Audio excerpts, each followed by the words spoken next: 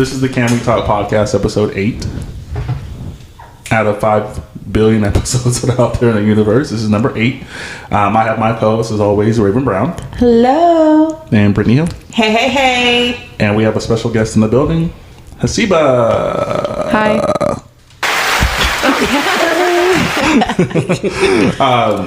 You work in the service industry, right? Yes. How long? I've worked at Olive Garden for 7 years. It's only been 7 years. How long do you think it's been? 20. How old do you guys think she is? Just guess. Well, she said 7 years. I'm gonna give. Maybe she started working at Olive Garden when she was 20, 27. Mm-hmm. Is that right? I'm 27. Oh yeah! Good job. Wait, you clapped yourself. Yeah, give me some claps. Those sounds are so fun. So 7 years in the Olive Garden train of information and things like that. So the pandemic happened over a year ago. Mm-hmm. You worked through it from the start to currently, right? Yes. Explain to me how that was initially, like the start of it. I know OG closed for a little bit of time, but it was a short period of time, right? Yeah. It was like maybe a month. That everything was closed down? Yeah, it was to go only. And you was working the whole time? Yeah. It was really busy.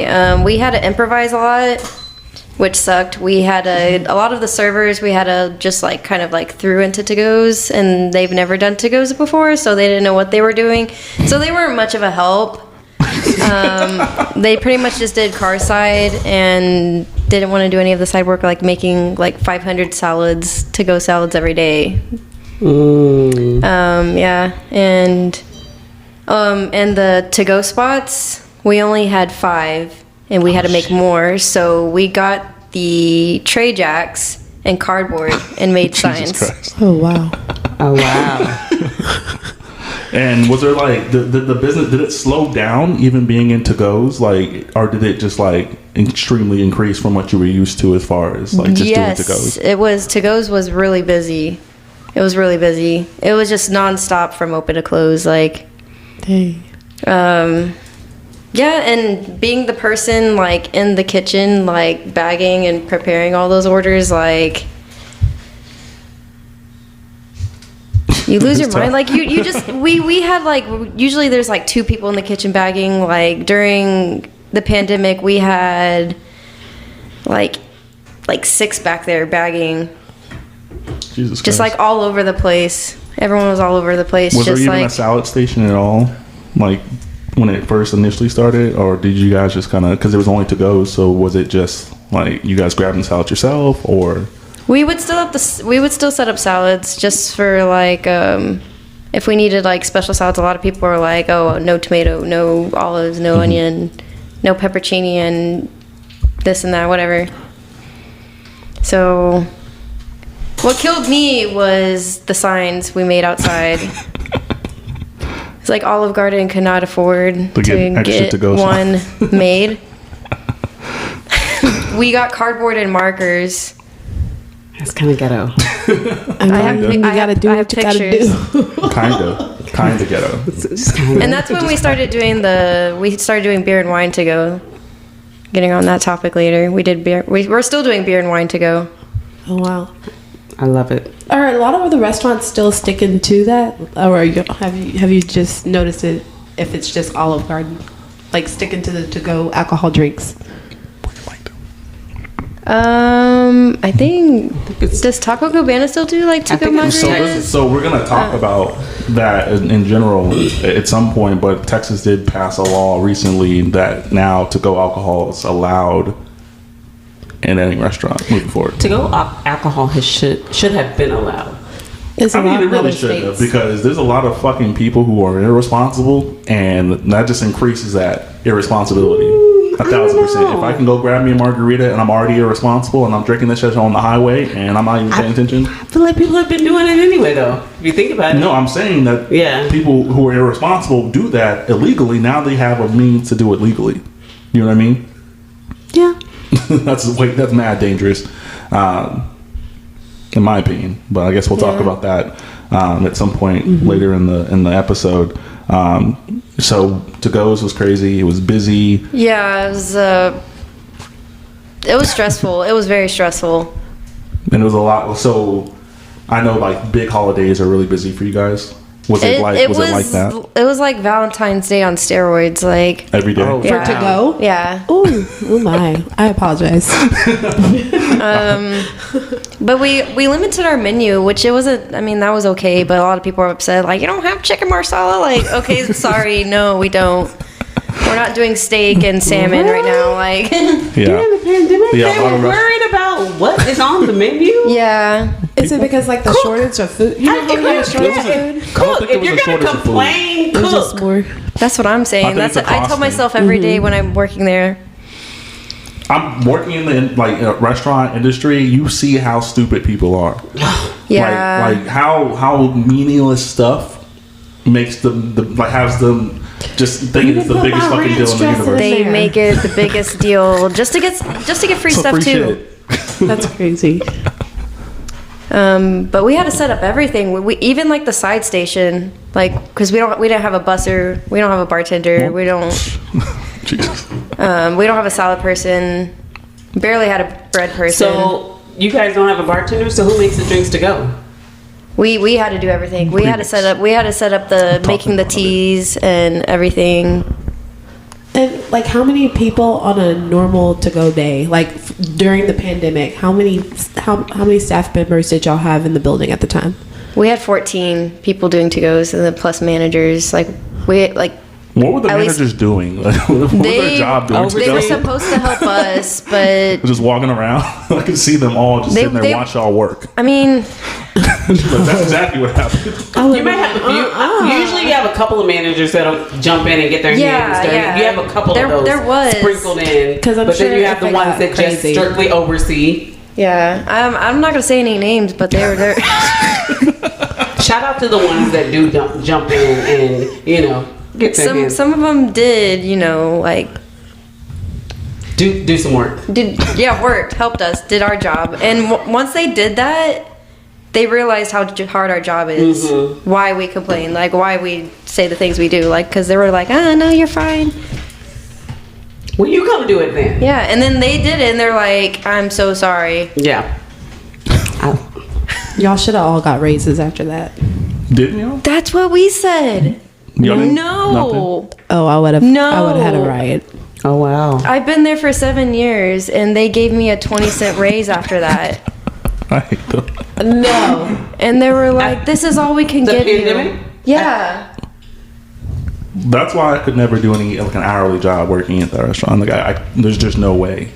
Like, give me my 3 hours, give me my 100 plus, and let me get the fuck out of here.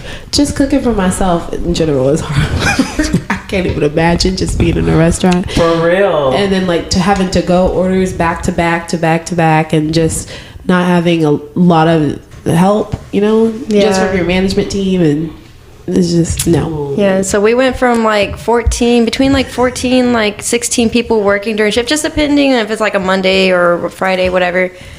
Now we have 5 people at night and then 2 or 3 in the morning. That's the worst. When at night. That's how busy it was. We had almost 20 people working. I'm gonna throw doing to-go's. I do want some Olive Garden. We literally I heard all this bad stuff about to-go. Let's go get some to-go shit right now. But I'm not gonna ask them to take nothing off. Or, I normally do. Like I normally do. I do normally have. I'm thinking about myself, y'all. I usually be having complicated orders. I'm sorry. I'm sorry to everybody I order. I'm gonna just pick my own shit off. Y'all leave the tomatoes on there next time. I'll just take them off myself. Okay. Yeah. Does that help? Not really, because for every one of you, there's another person who's super way worse than that. I feel bad if I'm even if I order say if I didn't want tomatoes or whatever, I'll tell the waiter oh, I didn't want tomatoes. They're like, we can fix it. I'm like, no, it's fine. Yeah. So I never So for every one of you, there's a person who is the absolute opposite of that. Really? I've been cussed out before. So I've had mints thrown at me. I'm too afraid. I've had people tell me they don't want a black server. Oh, That's terrible. That would have changed my whole attitude. Like, well, I'm See, sorry. my thing is, y'all making my food. Like, I would just think, respect the people making your food. Like, you don't want nothing to happen to your food. Like, I'm not saying people will do, but there are some people that might. People will right? I just don't want to throw that out there and make it seem like everybody does that. But there might be some people that do. So I'm just going to, if my food comes out not right, I'll be like Raven said, don't worry about it just because I don't want nothing to happen to my food. I'm too scared. Oh, no. I'm not going to do that. Calvin, people will. There will be some. People will. That's a thing. Like, My cousin I'm said not going to whenever say like names Not or talk every- about. right. And that's in every restaurant. Everywhere. Yeah. Everywhere. Trust I me. worked at Sonic in high school and people have sent some stuff back and I seen some stuff like, Bro, don't send this shit back, please. Y'all don't send this shit back. Listen, my cousin Depending said on who's his back, friend what cook is back used to there, do stuff. Yeah. he's not going to be cool with, you know what I'm I saying? mean, either way, they're not that sanitary back there. I've seen I've some literally things. seen like them like scratch their back with like. HEB, here I come. Food. Don't even go to HEB. So we were at HEB one She time. said no. You know the where you can get like the pot stickers and the sushi. Yeah. No lie, Oh, dude that no, makes them right there in the middle. Wait, he which HEB? picked his butt and then continued to make the sushi and stuff. So I mean, You said you wanted raw fish, man. so just throwing that out there, you know, and that you never know. Anywhere you go, really. God. So Bless your food, guys. Bless it. Even just talking about that, like even working in restaurants and dealing with food, there are certain standards that don't require you to be an A+. You know how like in high school, like you can make a C and pass? It's the same concept. I'm not about to play with y'all restaurants, okay? It's the same concept. I need to know what you got to do to make an A. And where can I go to get those A standards? A standards are going to have you paying A prices. Okay. But even those don't have to maintain an A standard. Like an A is like pristine. Like every restaurant you've ever been to probably wasn't an A. Even if it's the most high tier restaurants, regardless. Calvin, how much are you charging to cook for people? I'm side-eyeing every restaurant I look to. Like, Okay. I know these motherfuckers is D's. Like, motherfucker. Like, they got to be D's. How do we know if they're? Can we ask them? Are you an A, B, C, or a D? So I think I think it's supposed to be in the sight of the customer. I don't know. I know for a fact that Olive Gardens is in like the view of the customers. I don't know. Remember like right behind the bar? Mm-hmm. There's like that gun stuff, and then they give you their grades and stuff like that. Yeah. It's supposed to be in a place in the restaurant that is visible to customers. So if you do walk in there and you want to know, What's your grade? Yeah. That's what you said. What's your grade? you can ask them that. They're What's gonna be Olive like, "Give me your Garden's fucking grade?" business." Oh, that's what they're going to say. They're gonna Really? say that, I but don't like know. the right is that it has to just be in sight of you. So they put it places you're not even looking at, honestly, because they don't want their customers sitting there eating and reading. Like, damn, they felt gotta this, stop playing on my they felt stomach. that. So, I've seen in newspapers, like, me and my mom used to look at the newspaper, and you know how they, well, I don't know if you, but in the newspaper, it'll have, like, the merit, the, like, the points, like, the back. So, is it kind of something like that in the restaurants? Basically, like, the points, like, what you scored, and, you know, like, some people, if they failed, it shows what they failed, and they have to get it up. The restaurant has to be passing. And it's exactly that. It doesn't, to my knowledge, you don't have to display what made you fail, or what points were taken off, right? But you're supposed to be able to see that you were tested when you were tested, because I think it's like once a year. You remember In when every they restaurant? Every restaurant. Every restaurant. I've never seen anything Because like we that used to look at in their any of points in the restaurants. newspaper and be like, "Oh shit, this restaurant that we go to, it's failing." You know. So That's different. A failing restaurant could probably have had nothing to do with the hygiene of it and stuff like that. yeah, like it could be like It could be bathrooms or something. Or it just money, financials. Wild Mongolia's. I don't know if you guys have heard that restaurant. That was in Pflugerville next to Tinseltown. yeah. I kid you not. I never got a chance to try it, but I heard it was really Great. good. Louisiana place. See, I that's heard the it was problem. really wasn't, good. It wasn't good. Oh, okay. And Your standard is different, but go ahead. the second I walked in that restaurant, and because anytime there's a new restaurant that I'm brought up on, like I go there and I order like 2 or 3 things. Okay. Right. So went there, ordered the food, tasted the food. I was like, they're gonna be done in a month. So what made you Portion say that? sizes. Oh, Cost. okay.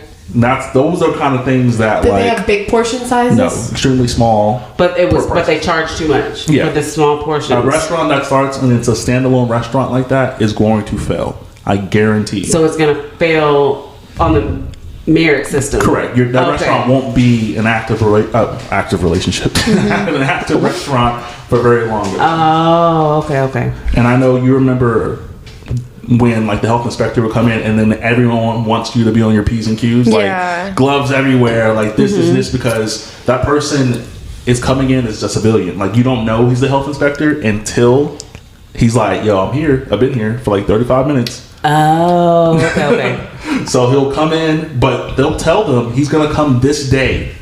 You just don't know when he's coming. Oh, okay. It's kind of like a secret shopper. Yeah. At a high level. Yeah, we do have. We get secret shoppers too.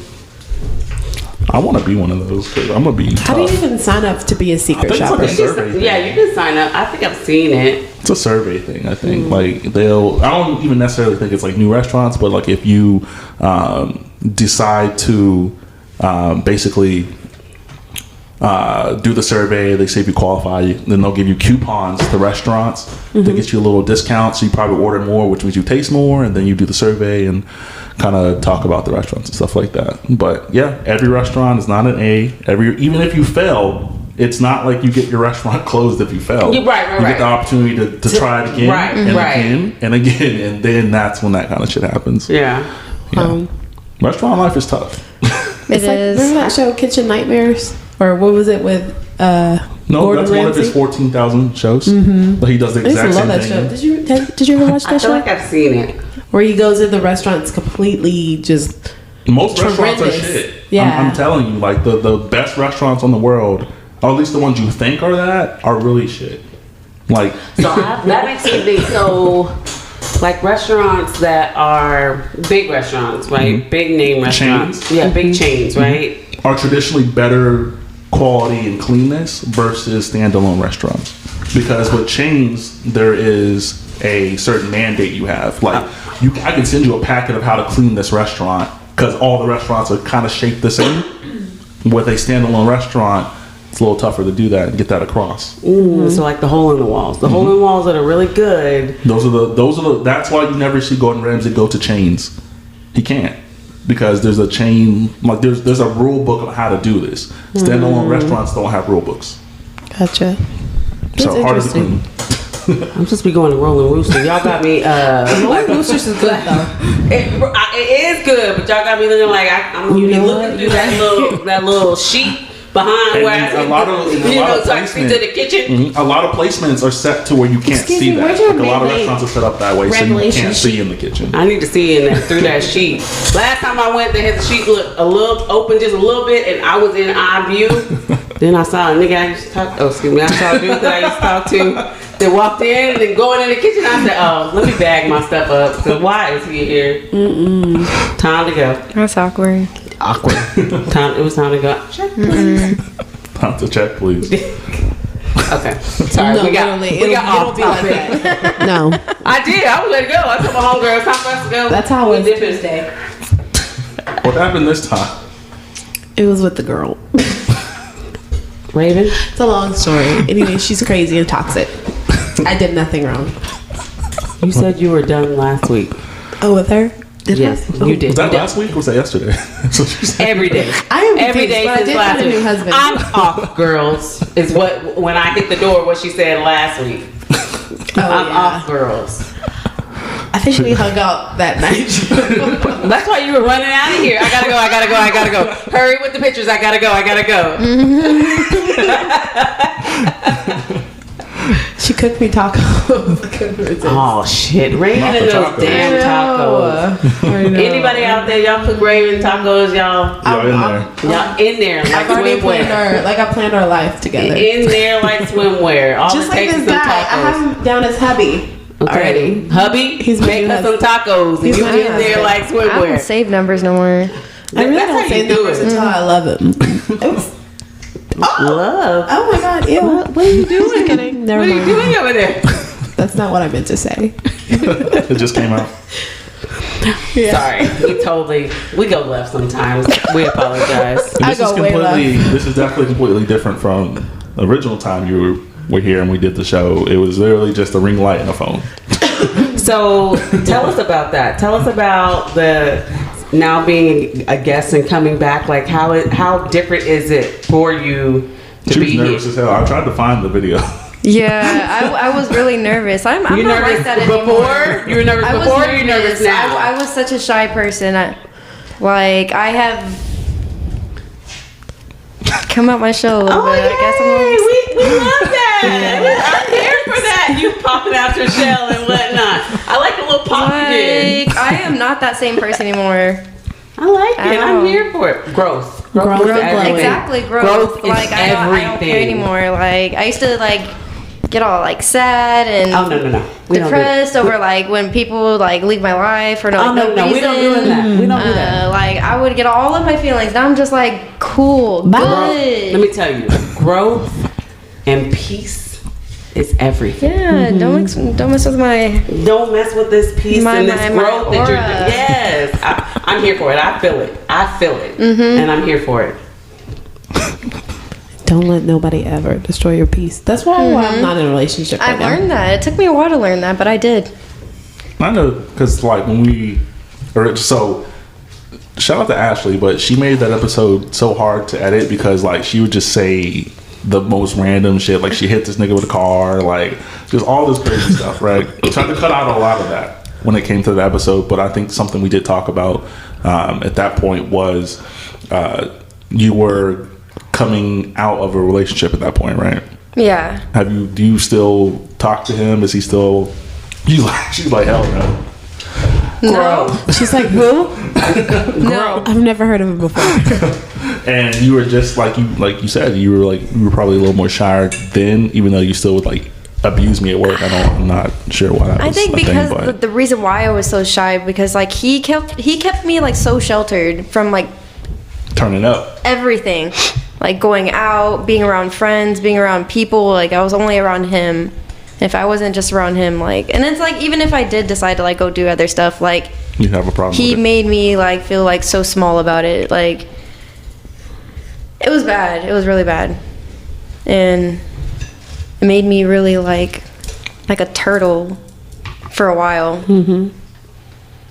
But new Siba, different Siba. So restaurant, I guess we'll finish up the restaurant stuff, but To-Go's was busy. When the restaurant finally opened up for people to come in, were the guests kind of how was I know you watched everything, how was the guests and how were the servers and the whole staff when it first started opening? I know it was really everyone slow. was nervous. Nobody wanted to come back. Ooh. They just wanted the, what is it, the check, the unemployment. There we go. Yeah, they just wanted unemployment.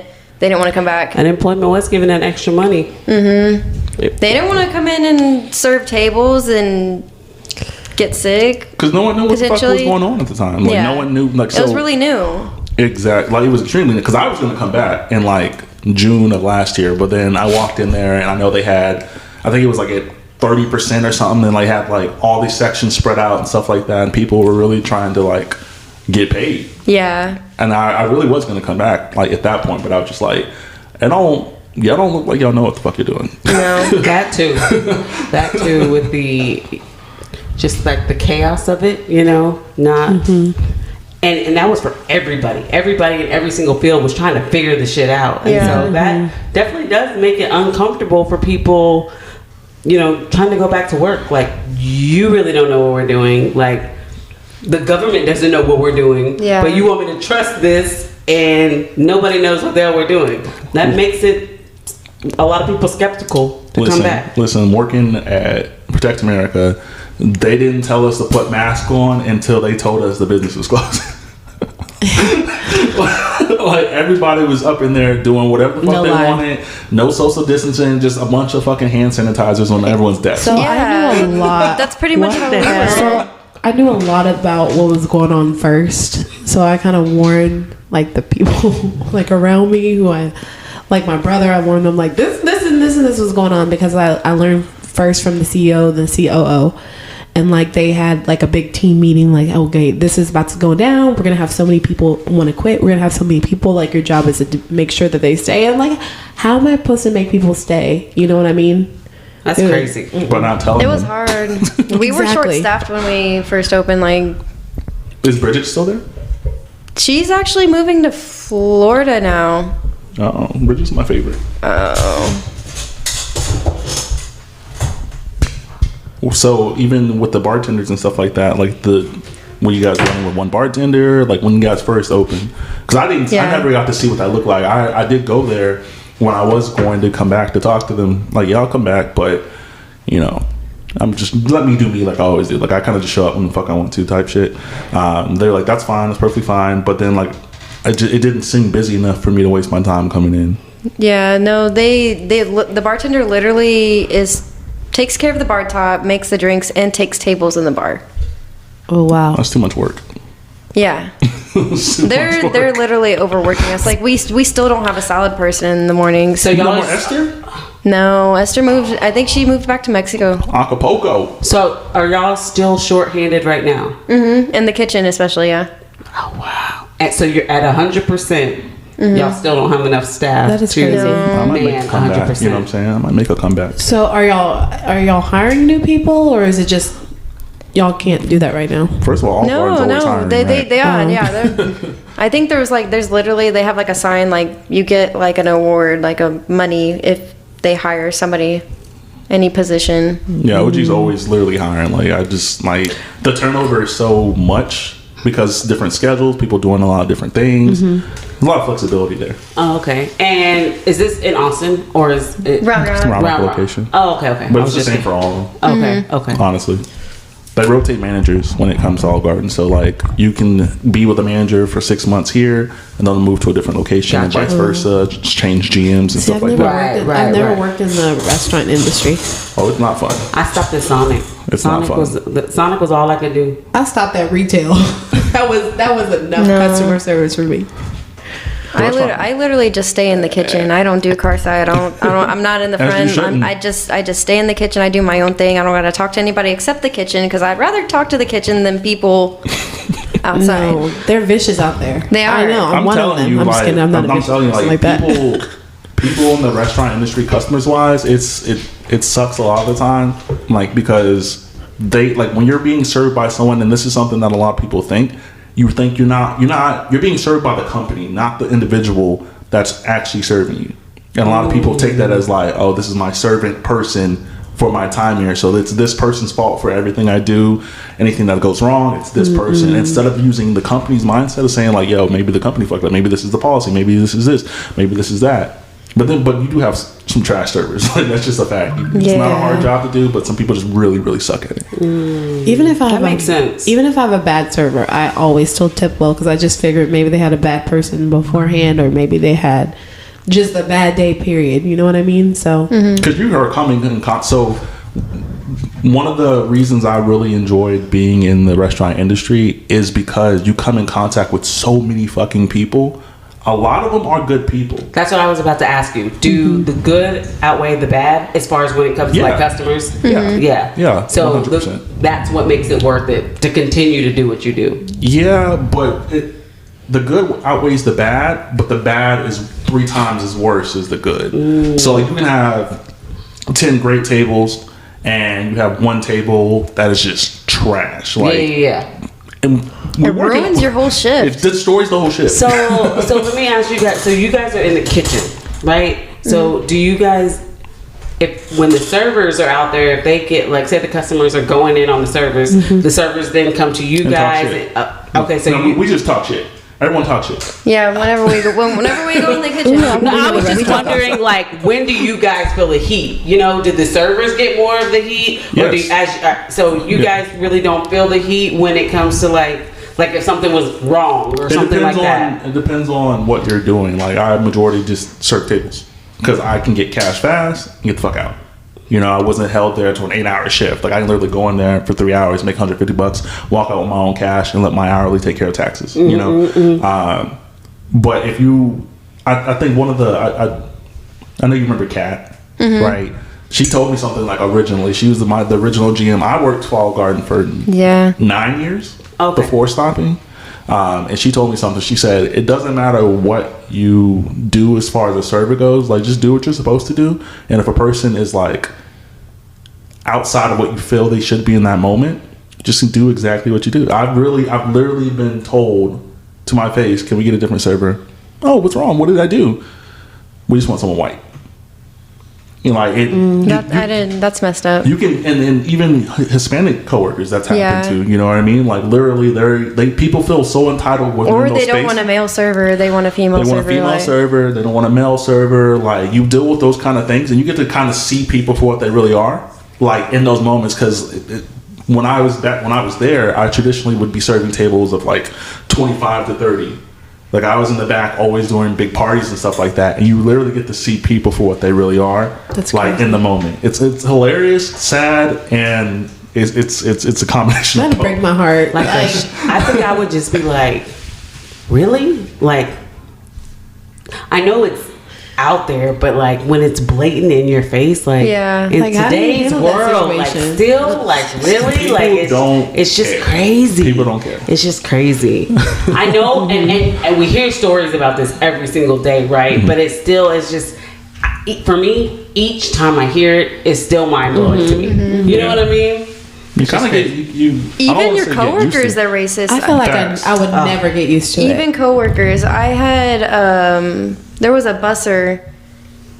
A table walked in. It was like 20 minutes before closing. No big deal. And he was like, "Oh, it's always them. It's always them. They happen to be black." People. Yeah, that's a real thing too. Like, literally. So, unfortunately, this is what it is. Like, if you see a black table, a lot of servers don't want to take it. Really? That's a thing because the perception is black people don't tip. That's not the truth. I used to get money like me too. Oh, black person, shit, what's up? Like I kick it with them, sit down, like just be. You gonna have a good time and you gonna get a good tip. Like be me, you know. But people don't want to take that extra mile. So I think a really big thing is as far as being in the restaurant business is like profiling a person when they walk in. Like if you see a couple dressed pretty nice, oh, we'd love to get this tip. You see some black people with maybe a tank top on, some basketball shorts. Nah, I probably don't want that table. You know, that's weird. So crazy. It's the truth. It's the truth. I've seen it. I've seen it. So even today. That's just a fact, you know. So let's get out of the restaurant stuff. I think that, unless you guys have any more questions, did you want to talk anything more? Not restaurant specific, but just because I love food, right? Mm-hmm. What is your favorite dish to make? Not even just restaurant, but just period. Like, what's your favorite dish to make? Just in general, like I like some Lebanese stuff. Yeah. Just in general. Ever like if your go-to dish, what's your favorite dish to make? I don't know. Sorry. Like that. Okay. Yeah. I like. I don't know. Seafood.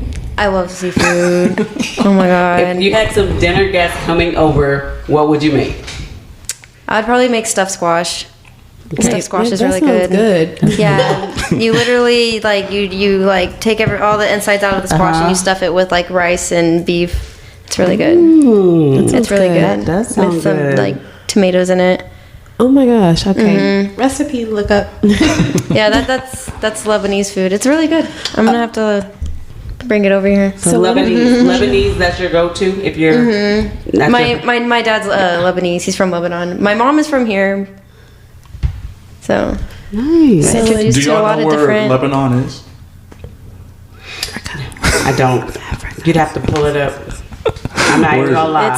It's in the Middle East. It's like if you know where like Syria, Saudi Arabia, Iraq, like. Okay, I was gonna say Iraq, but I didn't want to be wrong, so I didn't throw it out there. So in that area. Yeah. Okay. Gotcha. My uncle has a restaurant off of Old Wharf. If you ever want to try it, it's like a little south of in Austin. It's called Tarbush. Okay, they have an Instagram, and you can follow them on Instagram. Yes, I will.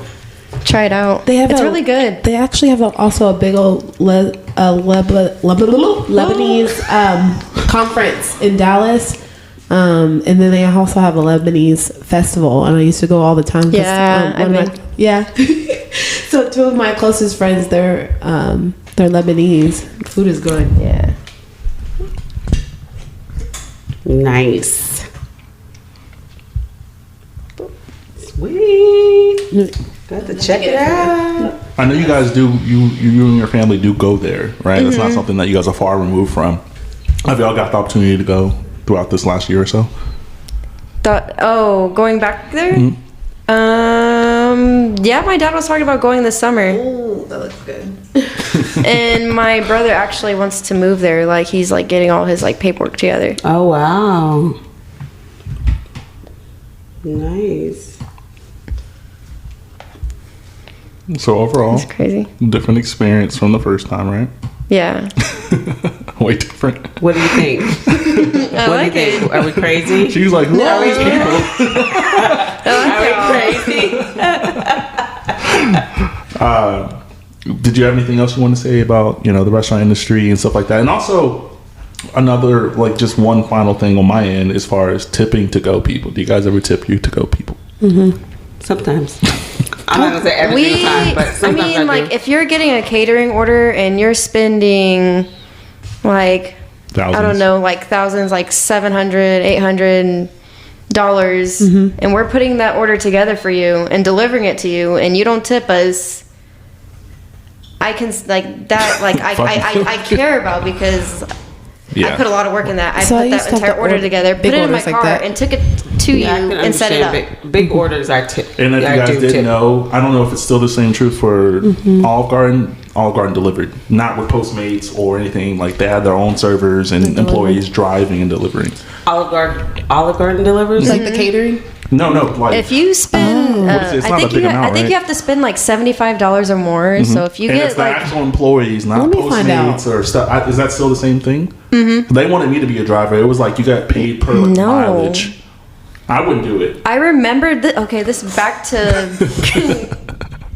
during quarantine delivering. We would take last minute deliveries and we'll be like, okay, we'll be there in 30 minutes. We'll literally take an order on the phone with like one or two entrees. Like it's like a $30 order, and I would drive it like 15 minutes away, and they would tip like $2. No, that's what I'm saying. Like so, and I would go up like restaurant. 3 flights of stairs. It's the actual restaurant that they're sending, and not Postmates and stuff like that, where you can tip on the line or stuff like that. It's actually Olive Garden employees. Oh wow, that are going to people's houses and dropping off food. Yeah, I went to a lot of apartments.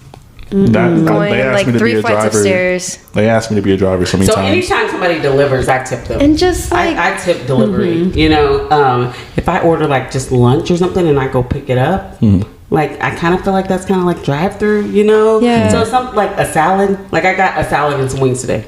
I just went and grabbed it. Yeah. I didn't tip on that. Is that bad?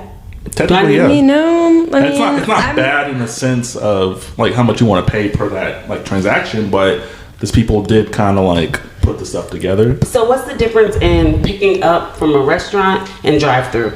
I just like if I get a salad and wings or something at a drive-through, what's the difference in going to a restaurant and picking it? I'm just.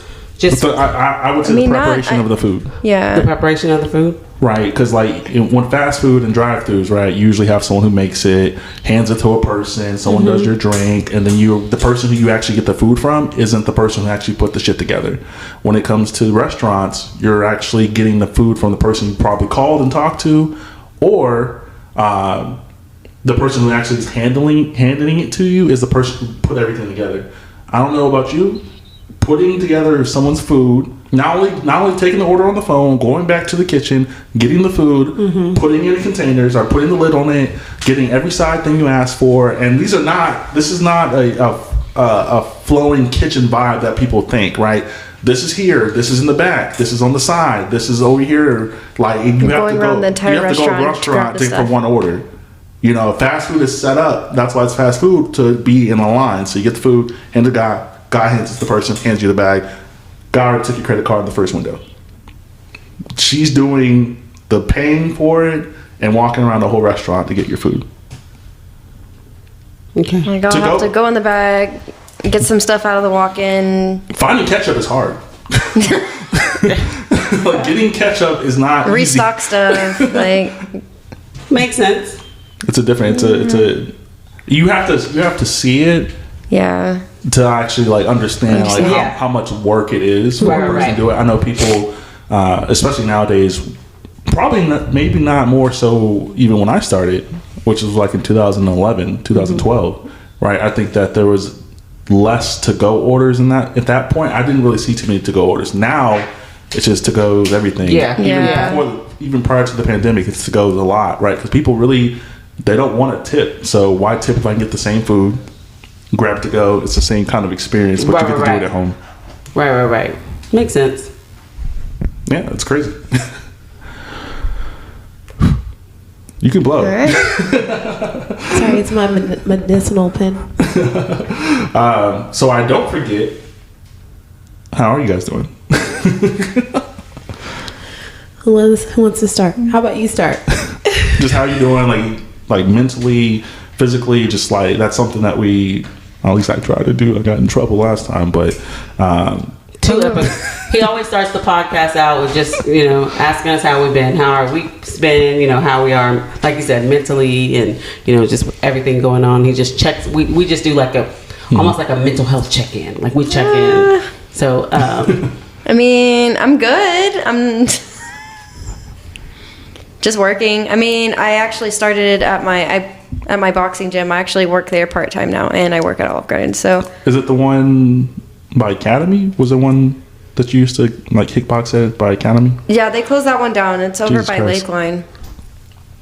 What was it, like Total Kick? It was something, but so you don't work. No, work it's there. just title boxing. Okay. Yeah. Where's it at? I think I took one class there. Yeah. Where's it at? It's by Lakeline Mall. So that's the one you work at now? Okay, It's a but little it's the bit of a same drive. chain? Yeah. Okay. Yeah. It's the same gym, If just a y'all different didn't location. know, this little girl could fuck you up. What do you do? Kickboxing? Yeah, I'm a trainer. I do mostly front desk. I actually joined the boxing team in there, so made some friends. Yeah, they're all cool. nice. She can definitely fuck y'all up. She can fuck me up too. She used to kick my ass at work all fucking day.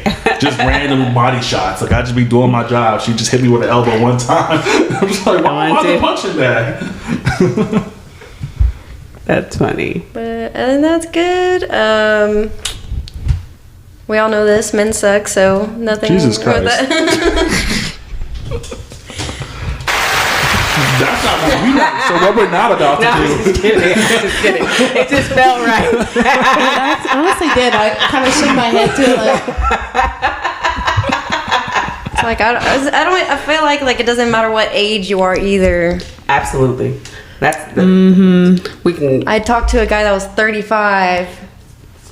It doesn't even 35 is nothing. My ex was 40. Yeah, I was about to say 40, 50. She was an 18-year-old girl. I swear. 40, 50. No. It doesn't change. Not 40, It doesn't. 50. It doesn't change. It doesn't get better. On real hope- life. I pray and I hope at the age of 50 I'm a different person. I'm telling you, I know some They don't change. fuck niggas don't. that are They 50. don't. I know some fuck niggas that are 50. I know some dudes that are like late 40s still out here like hoeing. partying. Like Yes. what the fuck? Shout out to my Trying- guy Joseph, man. Trying to Don't run you got through grandkids? people. Like, Yeah, you got grandkids and trying to run through people. No. It's the gaslighting for me for them. I hate gaslighting. Oh my Yes. god, that's the worst. The worst. Comments like, They'd be like, yeah, I want to be with you. I never said that. Like, Right. Jesus Christ. Right. Exactly. I said we're friends. That's not what you said. Friends. Yes, 100%. This is why 100%. She is stating nothing but facts. facts. Nothing but facts. it's true. I was in therapy because of it. Dark humor. Literally. Facts. So you're doing good. Yeah. You're doing good. So, I mean, other than my car, got some pretty bad hail damage, and I know you were telling me about that. So like the hell like fucked up. my windshield and the top of my car, my hood, like I have dents everywhere. My windshield was busted. That's crazy. It was like almost $5,000 worth of damage Oh my. from hail. From here? Yeah. Yeah. It was like a week. It was maybe a week and a half ago. Oh, maybe Yeah. I don't know. Maybe I don't know. It's because my car's already janky. Shit that you didn't I don't know. know. There's a new dent every day, and I'm just like, yeah. I just got that car in like dang. August. Oh, I'd be Oh, pissed. damn. Less than a year Yeah. old. Cold world. All right, now it's time to run it into a tree or let it drive off for the Gap insurance. Shout out to Gap Insurance. I had that. My car got totaled before, and I was able to get a new car because of that. So shout out to Gap Insurance. I made sure I got the Gap insurance just in case. You got to. I'm not saying I would ever run it off into the water or anything like that, or whatever covers under Gap insurance. I would never do that. Or whatever. Let me go read into my Gap insurance. So you're doing good. Who's next? Do y'all want the long story or the short story? Okay, let me go in. Raven got a story to tell. I'm doing wonderful. It's been a busy week. Mother's Day was last week, so that's fun. Had good time with my son and my family. That was good. Mother's Day was good for me. Did you already get it? My son's birthday's coming up this weekend, so we got that going on. Work's been busy, but I got a lot of things coming up. Like the ball is rolling. I reunited with some friends that I haven't talked to in like 20 years from high school. So that's good. So we're supposed to meet and hang out and like we were the trio back in high school like 20 years ago. Oh, nice. So we're gonna link up and get together. So that happened this week. That was a good time. But yeah, everything's good. Just like I said, got some weddings to go to coming up, and just busy week, busy couple of months coming up, but everything's doing well. Everything's good. Go. Oh, gosh. The short version. Yeah, I'll give y'all the short version. Well, I had a mental breakdown this week. Jesus Christ. I really did, and I'll tell y'all why. I'll just tell y'all the short end of it. Had some. It was on Mother's Day. I was supposed to spend Mother's Day with my mom. Like, we were all supposed to go out to dinner with all of her kids. It's me, and then I have 2 older brothers and 1 older sister. And yeah, my sister, and I just realized she's kind of toxic. And who's toxic? My sister, my older sister. So yeah, I didn't get to spend Mother's Day with my mom because I just could not be in the same room with her. I had to block her on everything because it caused me to have a really bad anxiety attack. Even now I'm talking about it, I'm just like, ugh. And then even my dad was, I had to block my dad because on social media? No, not even off of social media. Okay. It's just text message in general. She just basically, I was trying to figure out who's been telling my family all this just crazy stuff about me. And I kind of connect the dots with her. So I'm just like, I don't know how she's like doing that when she's in Houston. So, but she came down this weekend and like, it was not good for me mentally, but, how are you feeling today? How are you feeling now? I'm feeling better because, like my mom is honestly, she's really good about like talking about stuff. I haven't talked to her about it yet, but like, I am going to eventually talk to her, but I just needed time to kind of like think about things. And I'm just like, she kind of has like narcissistic tendencies. Your sister. Mm-hmm. It's a lot of judgment, a lot of controlling and manipulation. So I'm just kind of working through that. But yeah, and it kind of explains a lot of things from my past trauma because I was trying to figure out where is this coming from, you know? Mm-hmm. Like I know from past relationships, like a lot of that it comes from that, but it explains kind of my childhood a little bit. Yeah. But I'm better today.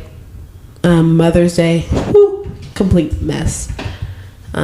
So yeah, but I'm doing okay. I'm glad you're doing better. Thanks. Yeah, it was a hectic weekend for me. Where just emotionally, just hectic. Mm-hmm. Well, you know what you need? You need to go pick up a to-go drink. Since now Texas. How you y'all forget about me every single damn time?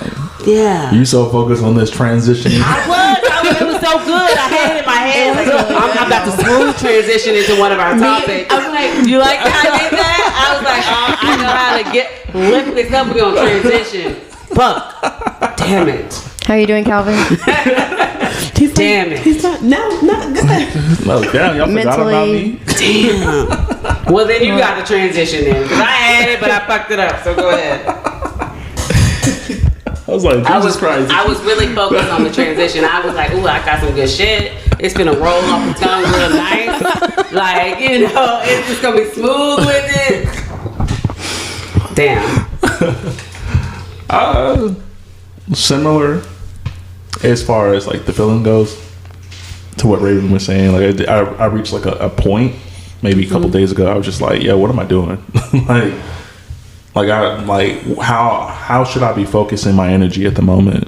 And I never post on social media or anything like that, but I posted some shit, and it was really concerning how people reacted to it, because they thought my feelings were attached to the podcast. Like, people were like focused on the ideal that I'm sad about the podcast. And that's not the truth. Like, I could be sad and not the podcast have nothing to do with it. You know what I mean? Yeah. But like, most of the people that were, coming at me and saying things were just like, the podcast is gonna do great and this, and I'm just like, the fuck? Why am I the podcast? Just the podcast guy? Like, I'm not a normal person. The fuck you talking about? And that was concerning. Just because like I'm a lot more than that, but it also tied back into why I stopped doing the cooking thing and providing and catering and all that stuff that I did prior, because like I started getting looked at as the cook guy. Like, every conversation I had was either someone wants to eat, someone wants me to set up some things, someone wants me to do this, and people stopped worrying about me as just a human being. And I quit all that stuff. Even pre-pandemic, I was like, I'm not doing the food stuff no more. I'll do it for a small number of people, small groups, friends, and stuff like that. But it really like opened my eyes. Like, people only care about what they see on social media, and they use that to determine if they really fuck with you or not. It's not even about you anymore. And that shit had me fucked up for a couple days. I'm not gonna lie. Like, I was just like, that's a tough pill to swallow. Like, you're only as big as what you post. So, just to dive a little bit deeper into your thoughts, do you feel like you are only big as what you post to people who don't know you? Or do you feel like people that even know you? I think it's a combination of everything. I think that people go ahead. No, I feel like people take social media as set in stone. I think that, to me, social media is not real. You know, like, it's real for a lot of people. For me, I post a lot of real shit. I've said that to people. Like, so, like, if I do something on social media, that doesn't necessarily mean it translates to what I'm thinking truly, or if it's really me. But unfortunately, there are enough people who take social media seriously that it can affect someone who doesn't take it as serious. Right. So for me, I feel like people can post who they want to be. Right. Like, or I can repost something that I just thought was funny, or I can just repost something that has a good message, right? Don't give up, or dudes ain't shit. That don't mean I'm talking to a dude. She said the positive shit, like, dudes ain't shit. No, right? No, because I'm just saying. I just say something like that because I feel like when you post something like specifically about relationships, people think that you're going through that. That doesn't mean. I haven't talked to, whoever in over a year. I'm not thinking about anything like that. But like you said, people take it to heart. But I feel like social media is just that. It's social media. It's media. You know what I mean? Like, it doesn't. So it doesn't define you. And I feel like people that really know you should know, if I just post this, that doesn't define you. You know what I'm saying? That's why I'm like, is it people who really know you? Because if they really know you, then they know that you're more than that. You know what I mean? It's unfortunate that like so much real stuff is also on Facebook. Like, I can scroll and I'll see the most tragic story in the universe. I'll see the most positive story in the universe. Right? Both true. Right.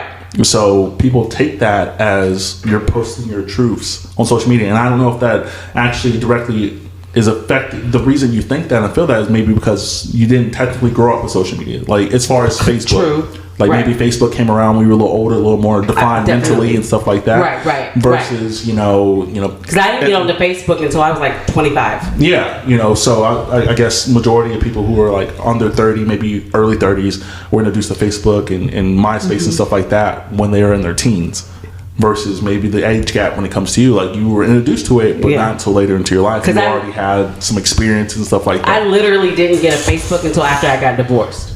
You know what I'm saying? So I had went to college, got married, had a son. You already experienced life instead of letting the social media mold your life. Right. And then when I got divorced, I was like, let me get on Facebook and see what's going on. You know what I'm saying? So it happened later. So maybe it's like you said, it's the difference when some people. That's all. Yeah, like that's them. You know, that's their life. So if I look at it, that's Calvin's life. This is Calvin's life. This is Raven's life. But it doesn't necessarily mean that. You know, I don't know. There was I can't cite the guy, but he's a professor at some college upstate or in New York area or whatever. But I don't know if it's New York, but I know it's up there east. And he actually, his first exercise he does with his students. He's a college professor, whatever. First exercise he does with his students is ask every student to pull up their phone, and every phone has a built-in timer for how long you've been on your phone. Oh, right. Yeah, because mine pops up weekly. And he said, just tell me the number. On average, people are on their phone. Look at my screen time. On average, 13 hours a day. 13 hours a day. You're usually only asleep for 10. I mean, awake for 10. I was like, no. But the average is 13 hours of phone use. So I've been on my social media for 9 hours. But Facebook gives you it, and actually, like every app gives you the your phone itself, and the app itself gives you indication of how long you've been on. Oh, okay. So listen, TikTok was. Oh, sorry. Go ahead. Oh, no, you go ahead. Go ahead. TikTok 7 hours and 20 minutes.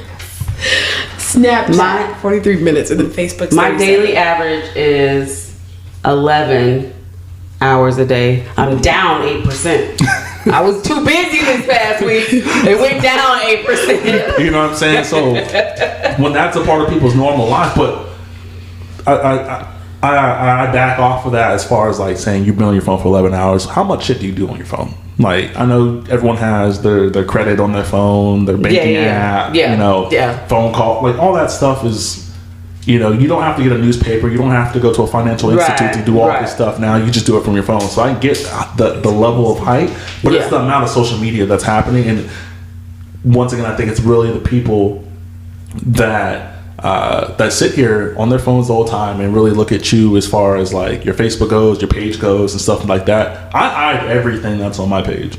Anything I post, I hide it because I don't want someone to be able to go to my page, see a meme, and be like, "Oh, this dude believes in this meme." I hide all that stuff. I only keep the things I want people to see. Yeah. I go through and clean it up. You know, I might repost something that I think is funny, but then I go through and clean up my page or whatever. Yeah. So I mean. I was just gonna say I also have mine set on like screen. Like my phone doesn't close unless I actually close it. You know what I'm saying? So I can leave it open and it be on Instagram, even on my phone. Like I just have it set like that. So like, cause there's no way that I'm on Instagram 9 hours and 26 minutes. You would think that. I don't have none. I'm doing too much shit. I work out for an hour and a half. But I mean, I think that those kind of numbers are pulled from, like you said, right? You could be on Instagram and be active, but not actively be doing things. Right. So I think those numbers are probably taken from that. I'm really good at closing my apps because I just don't want to waste my energy. The length of time that those apps are open are still like other people being able to pull from that information. You know what I mean? So yeah, it's weird. Yeah. So do you feel? Let me ask Raven. Do you feel like everything that you post on social media describes who you are as a person? I would say that for even all my social medias, because like each one is different. Like Instagram, you're gonna get the pictures are gonna be different, but if you pay close attention to what I have to say, like on my captions, it'll definitely say how I was feeling. And then you'll get more details on Facebook. Snapchat is probably the area where I post less about things that I'm going through. So Snapchat will be more of me just out and about and just having fun. But Facebook, I'll write a whole novel if I have to get my point across. So, but my family's on Facebook, so. So you censor it? No. You don't censor it? No. That's why I had to block my sister off of there because she commented on one of my posts, and I was just like, and it was about her. I have a no family rule. I only have my brother and 2 cousins that are friends with me. I'm gonna just start deleting my family because they're 4. crazy. I don't act like I have uncles and aunts. I do not allow them to have access to my Facebook at all. Mm-mm. Do you feel like your social media describes or she don't be portrays? Oh, you're not on social media like that? I have it. I don't use it. I might share some stuff on Facebook that I can relate to, but that's about it. So if somebody tries to get a perception of you based on your social media, that's not the accurate perception. Will you say the you same would have thing? to talk to me in person, like. I don't know if what I'm saying is that people are able to look at like my page and determine it, because I do post a lot of stuff that has no caption to it. Like as far as like letting people in, I post a ton of food. I'm always going somewhere to eat. Yeah. I'm also always posting podcast stuff. So anybody looking in could really just think that's all I do. All you do is eat and podcast. That's it. And people unfortunately can use that and say, yo, like this is all I see. This is all I see you do. But there's definitely more to Calvin than just 1000%. Yeah. But once again, people can, and even people you know what I mean? People can base their kind of definition of you based off what they see you post, right? Because you don't know we can go into a whole different thing about the algorithms when it comes to Facebook and all that stuff, right? The stuff you post that you think is super positive, majority of the people don't see it. And that's built that way. I can definitely see what you're saying, that what people see, the perception of you. Perception of you. I do mostly post like pictures that are just like I'm out and about. So of course you're gonna be like, oh, she's always out. She's always doing this. She's always doing that. When you are in the street. I know. No, it's fine. I'm always there. No, that's accurate. No, it's real. But they never see like.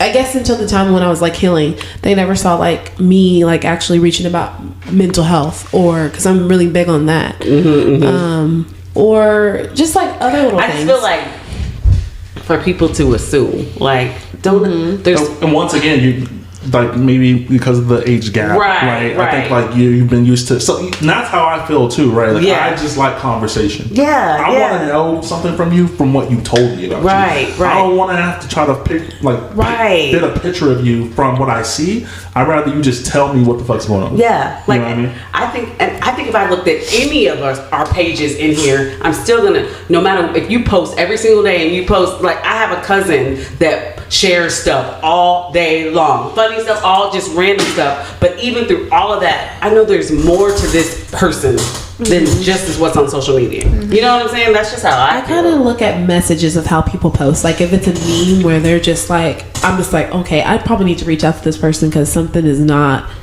going right. And that's that's tough too, because like you can post all the positive stuff, funny stuff you want, but second you post something negative, it's time for everyone to jump in, and that's kind of exactly what I was saying as far as like with me, like I post something negative, like I don't normally do that. I did that, and mad people had something to say, but they equated it with the success of the podcast. Because people don't even know. People can go to YouTube all they want. They can look at those numbers and think that we're not doing numbers. We're doing numbers. Right. So I actually posted last night. I posted this post that I just saw on Instagram. It said, the best feeling ever is finally losing attachment to somebody who isn't good for you. Right?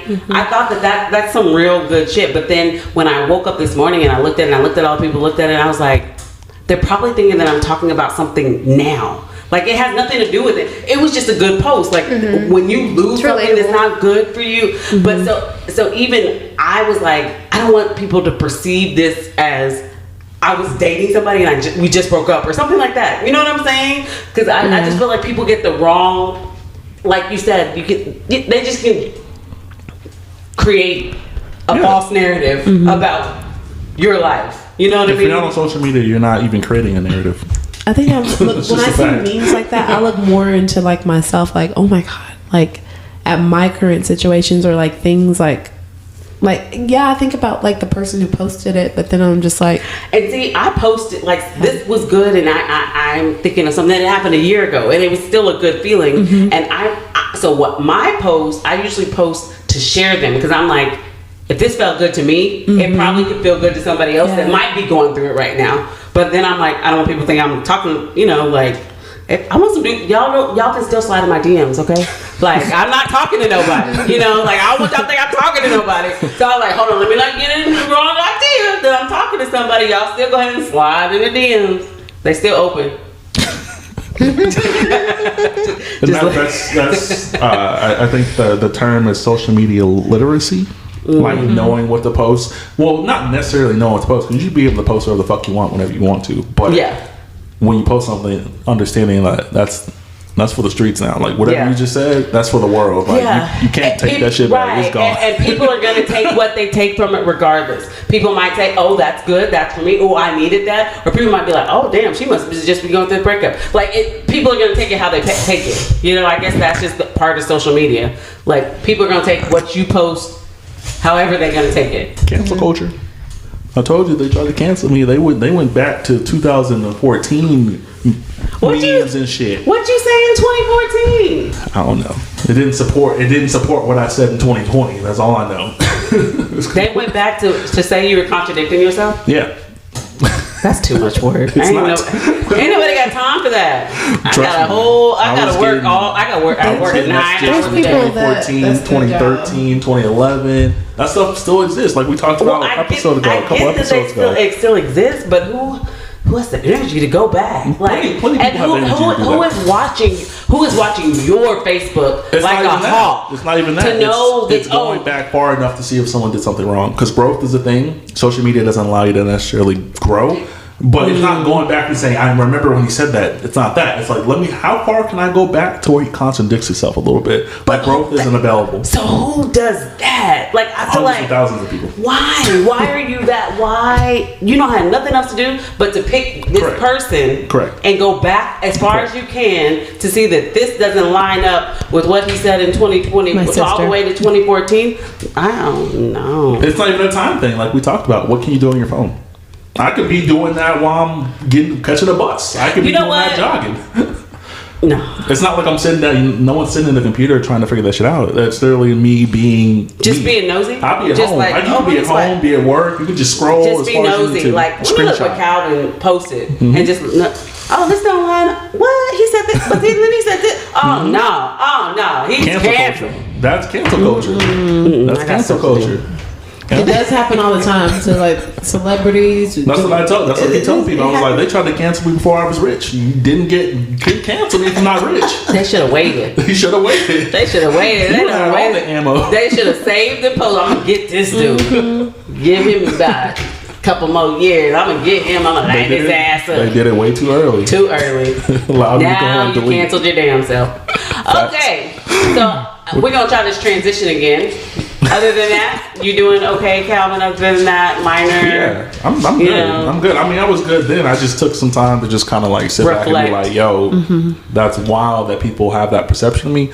But then again, I had some really positive people like reach out to me and just give me some just positive energy, which is all I needed in the moment. So yeah.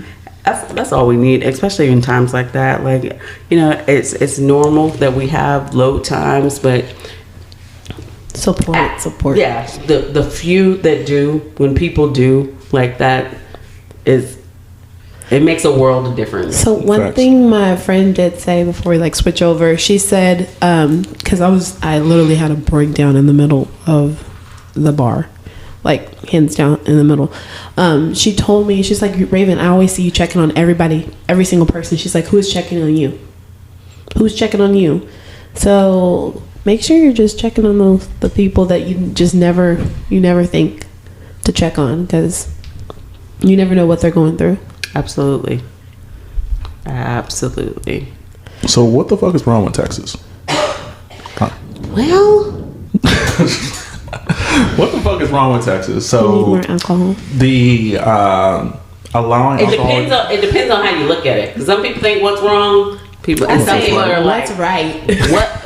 What's right with Texas? I think the last the year and a half to 2 years, I've definitely seen. Because these motherfuckers are still moving here.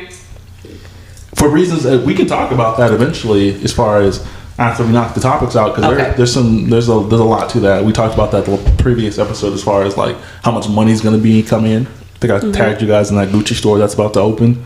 Bam! I'm gonna be in that store. A whole Gucci store is about to open, a 3-story Gucci store. But I'm with the shits. So alcohol during the pandemic was allowed for to-goes. We already are a state that allow daiquiri shops and things like that, so it's not that big of a deal, in my opinion, as far as like them doing it.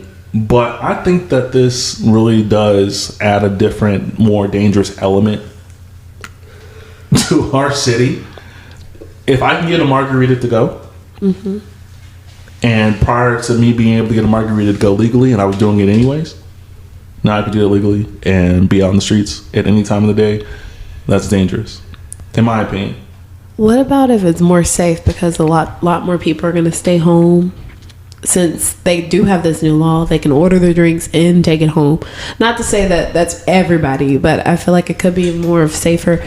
I mean, can't you do that with the liquor store? Can't you go to a liquor store and take it home? True. Right? Yeah, but let me tell you something about Chili's. Chili's, which margarita is it? I can't remember. The Patron one? That Patron one is off the chain. I want them to make it.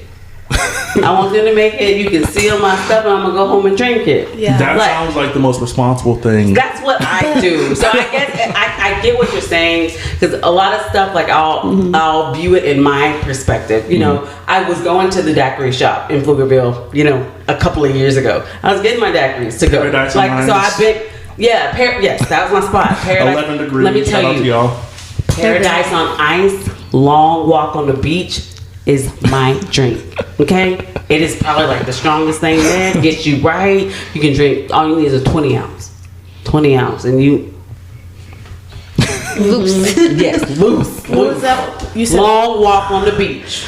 Okay. Long walk, Paradise on Ice. Today. Long walk. We can go after this, girl. Let's go. Okay. I didn't have enough time to stop on the way. I thought about it though, and I didn't even know we were talking about this topic. So I was already doing that. So like I feel like this makes it more convenient for me. Like a responsible. Yeah, responsible. But with you, because that's you being 37, right? So someone at 21 who has not lived or has. They gonna peel how to be responsible. They gonna peel that cup back when they get in the car. So that's what I'm worried about. I'm not worried about the responsible people. It's the irresponsible people who can literally on their lunch break. This is all new. Yeah, that makes perfect sense.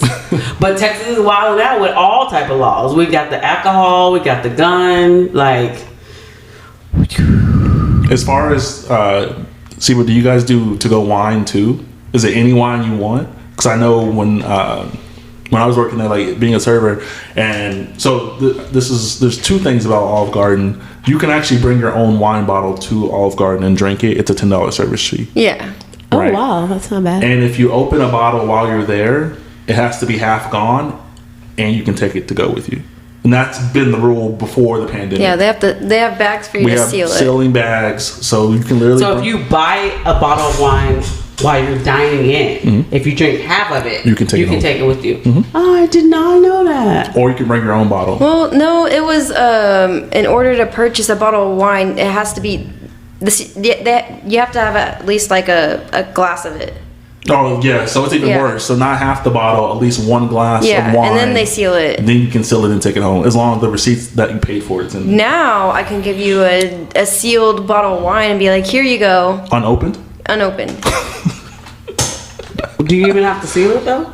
No, so there's a plastic bag. So an unopened, brand new bottle of wine. I can they don't have to sample it, sit at the bar, have a glass of it before they take it. So taking it. When she means seal, she means that there's these plastic container bags that not only, like, for it to be a legal thing, you have to not only have purchased it already, so you have to have the receipt. The receipt has to be in the sealed bag. Okay.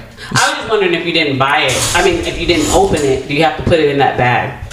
You have to if you didn't open it. No, you don't open it all. So they don't have. Prior to the pandemic, there was not like a legal liquor's license that Olive Garden had. So you had to open it.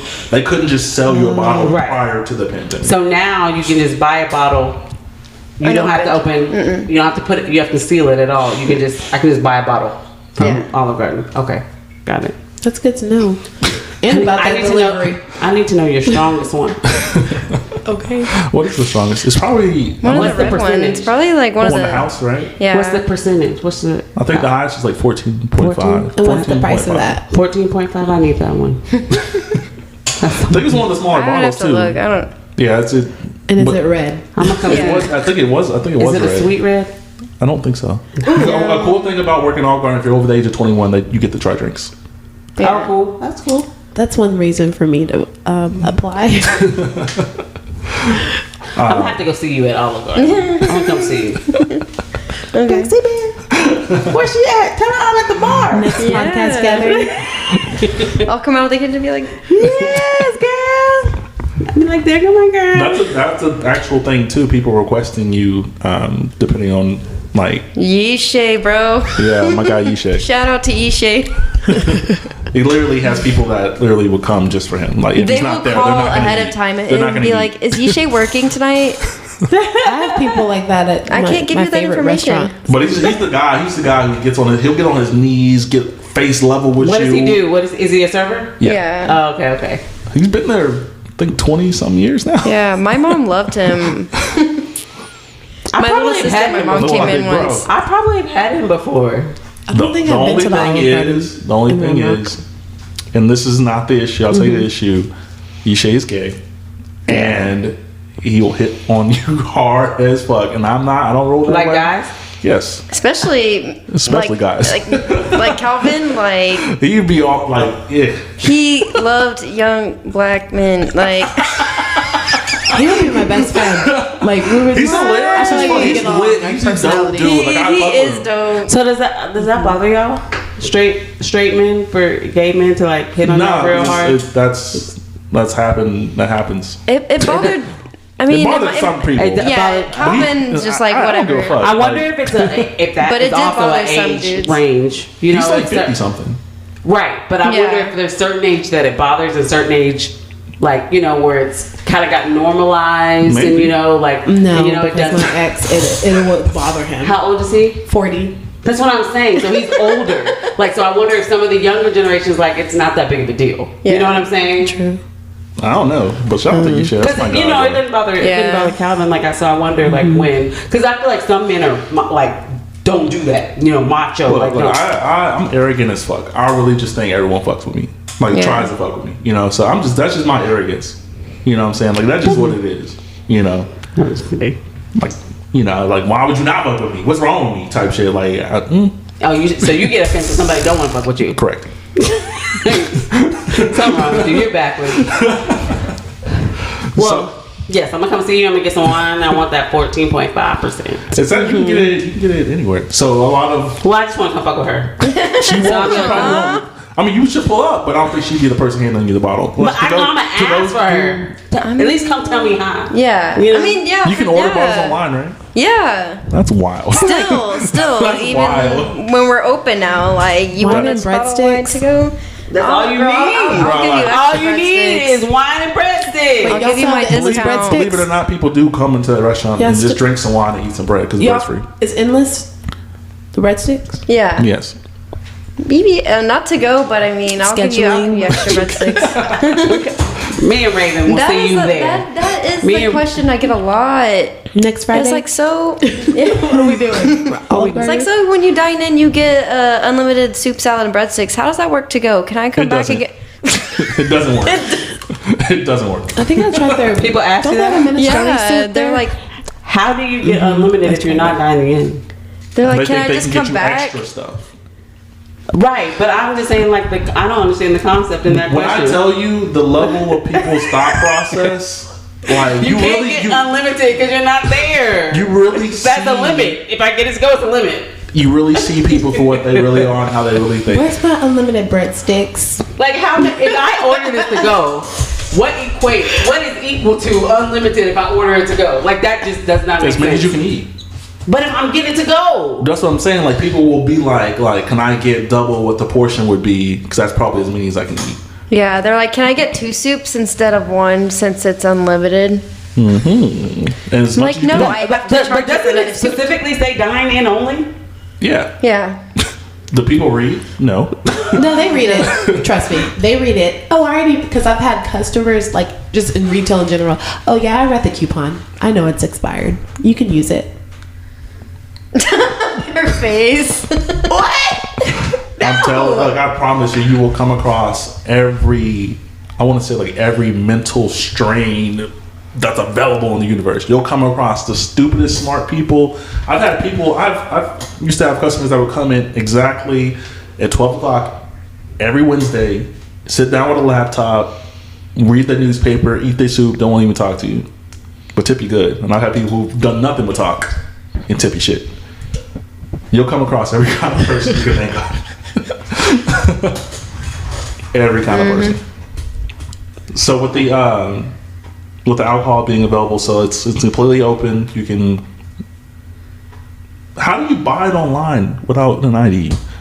Well, when don't I buy they ID you when you get there? When I buy alcohol from, because I've gotten Chili's online, it asks you have to check a box. Are you 21? So that sounds responsible. I'm guessing that's the same thing. Yeah, but when I get to Chili's, they don't card me. That's what I'm saying. That sounds responsible. But you check a box. I don't know if that's how it is with Olive Garden, but I don't know. You definitely just check a box on Chili's website. What? I just got me a margarita last night. Am I 21? Yes, I am. Let me go get my drink. Like what? In my little sealable bag. Do y'all one of the most annoying things was carding people in the moment, like when you're serving them and they're asking, which that's really annoying. Like just because like some people, how dare you card me? I'm carding you. I don't care if you look 58. I don't care if you look 79. Yeah. Hand that card over, G. I don't give a fuck. Because that's my job. I worked in the bar and I did that, and they didn't have their ID, and I was like, "Sorry, I can't serve you," and they got mad. They always do. They got. I'm so not serving because it doesn't really matter what you look like, right? Like they say, card over if they look over 30. I don't know what fuck 30 looks like.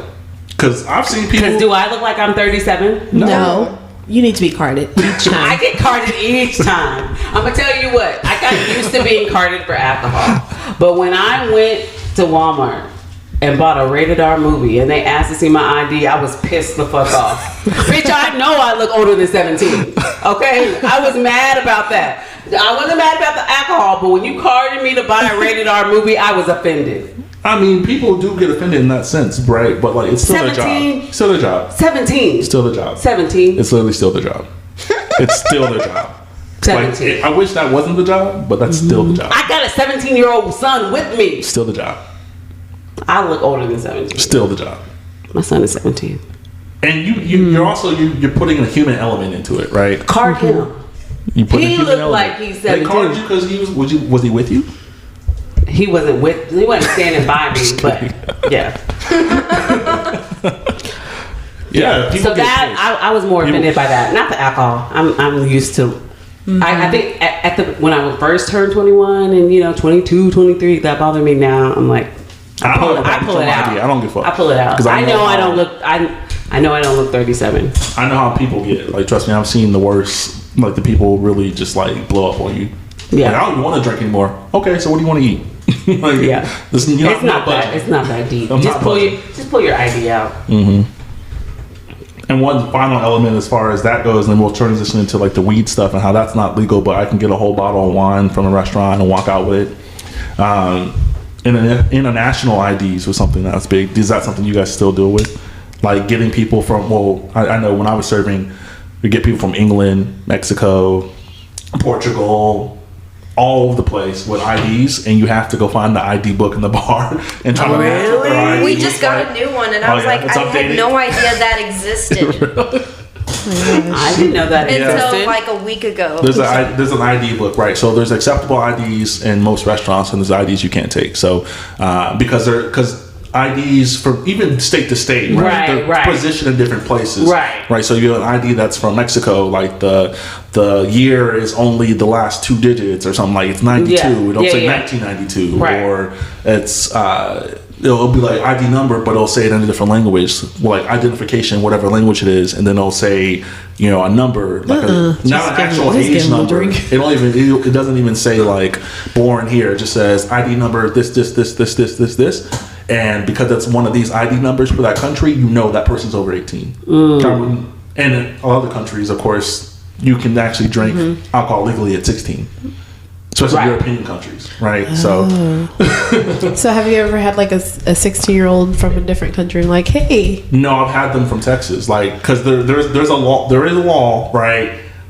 If your parent accommodates you within the restaurant, technically you can drink alcohol as long as you have an adult with you that's a guardian. A legal guardian has to be with you. Yes, I know, and that law's been around for a long time. Very long time. Because I used to try to get my dad to let me drink. So when he was like, you still not drink? I'd be like, it's the law. Like, you can't. He wasn't going for it. But I remember it's been around a while. It's not an overall law. I think that it's subject to private businesses, so you can choose to allow that. Yeah. Olive Garden's not one of those restaurants that allow that. But there are restaurants here that if you're, it doesn't matter actually what age you are. Honestly, you could be 9 years old if you have a legal guardian, and your parent can give you permission. And if you, I didn't know the specifics of the law, but I tried to get the law to work in my favor back when I was in high school. Those are the worst, when the parents like, I'm his dad. I'm just like, I don't give a fuck if you're his mom. Leave me the fuck alone. I'm not serving this to a kid. Like, I can't do that. You can't do that at all. You can't do that at most restaurants as well, but there's only a select few, which goes back into that chain versus standalone restaurant. Standalone restaurant can make adjustments like that because they're a standalone. A chain can't do that across the U.S. You know where I think I tried to do it? At La Margarita in Round Rock. I think I may have got a sip. Off of 79? It was back when it was up. Yes. You know how they moved it off 35 now. But yes, it was off of 79 back then. Yep. Behind Shortstop. Ooh, that's my place right there, Shortstop. At Long John Silver's. That was the one. Back in the day. Back in the day. Telling my age. So with alcohol being available to the masses, I don't get why weed isn't legal, especially if CBD is legal. And CBD does have THC in it. So if a traditional person goes to a CBD shop in Texas that has THC, you're good to go. Which, if their job decides to drug test them, it's still going to count against. That's what I was about to say.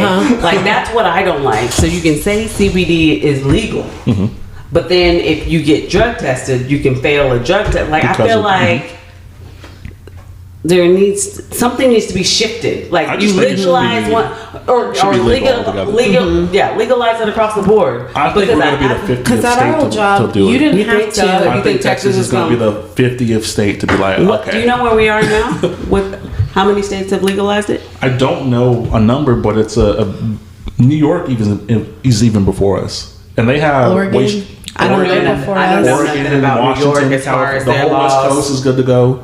Is New York strict? I don't know anything when it comes to New York laws. They're the absolute opposite of us gun wise, right? So if you're caught with a gun in New York, whether it's legally purchased or anything like that, you can get arrested. Oh wow! Right, but they are now allowing weed to be legalized. Texas is like, no guns, no weed. Sorry. But to go alcohol is definitely okay for you. Texas is the ghetto. But Texas said you can't have guns. No, I'm saying we're the complete opposite. So, did I say can't? You said no guns. I was like, wait. Texas is guns for everybody, children, wives. But you can't smoke. Men. Don't get high though. Don't get high. But shoot some folks up. Go shoot up some buildings. Don't relax. So that's I don't understand why that's even like in question now. I think we're conservatives. I think one of the reasons is because how big the state is. I don't think they could actually, which once again we probably will be the 5th state that actually legalizes weed, because of how big it is and how against so many parts of Texas is. Like Houston, Dallas, San Antonio, Austin, San Marcos, those cities are probably like, let's fucking do it, you know? But it's those Geralds and those small towns are like, we don't need no weed in this shit. Pfizer. We don't need weed anywhere near her. Bernie. So I think that's what it is. I think that like the majority of the cities probably would fuck with having that, but it's those small cities, the small cities that are like, and there's enough of them to outweigh the big cities.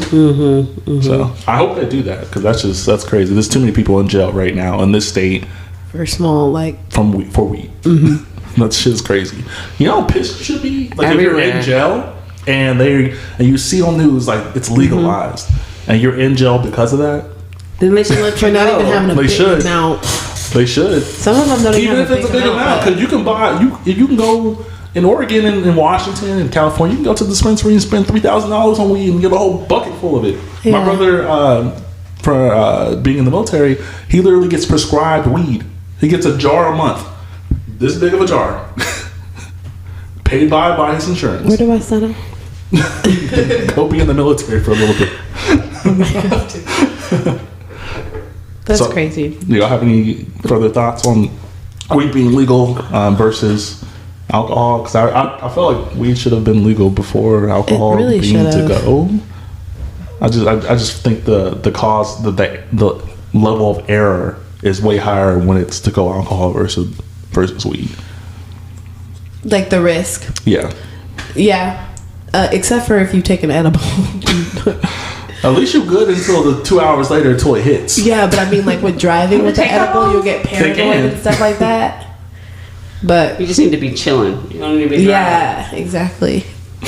But it just doesn't weigh right with the to-go alcohol and then the weed. Like honestly, like I'm a weed smoker because it's medical. For podcast purposes and Texas purposes, it's medical. But yeah. And then when we slightly talked about like the permits for guns in Texas, I'm all for people protecting themselves. I don't want to sound like the guy who's like, I'm against having the ability to have a gun, but without a permit. Yeah, that's my thing. My thing is at least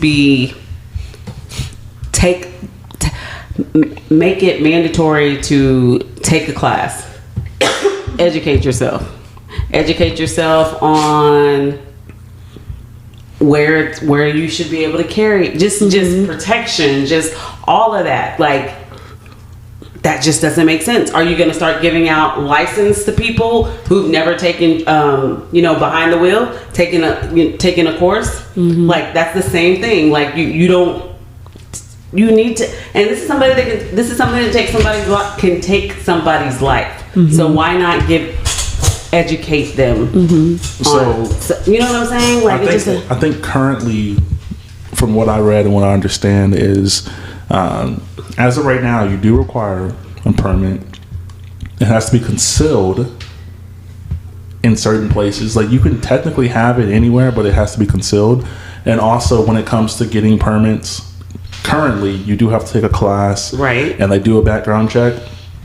Even though they do that one time, you could have guns for 20 years and they'll only have done that one time. You could be a whole different person 20 years later. That's crazy, but yeah, so that's something that needs to be reviewed in itself.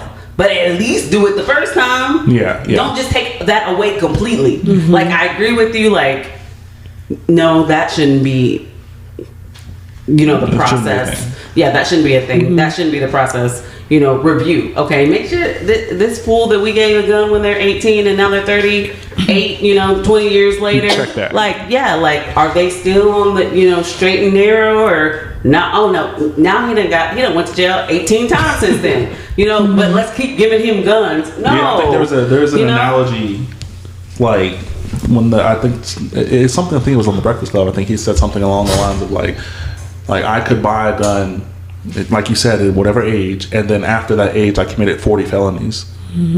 I didn't purchase the weapon after I had the felony, so it's still a legal weapon I can have. So hold up, Breakfast Club talked about Texas's stupid thing. Oh, so the Breakfast Club only talks about Texas and the stupid stuff. They never say anything positive about Texas or Austin. To matter of fact, you probably never heard anything about Texas from the Breakfast Club. Because I haven't been listening. Like it's been hit or miss. But I didn't even know that they talked about this topic on the Breakfast Club. I think they gave him Donkey of the Day for the bullshit. Oh Lord, Texas out here getting the Donkey of the Day. That's like equivalent to Florida getting the Donkey of the Day, because they off in Florida.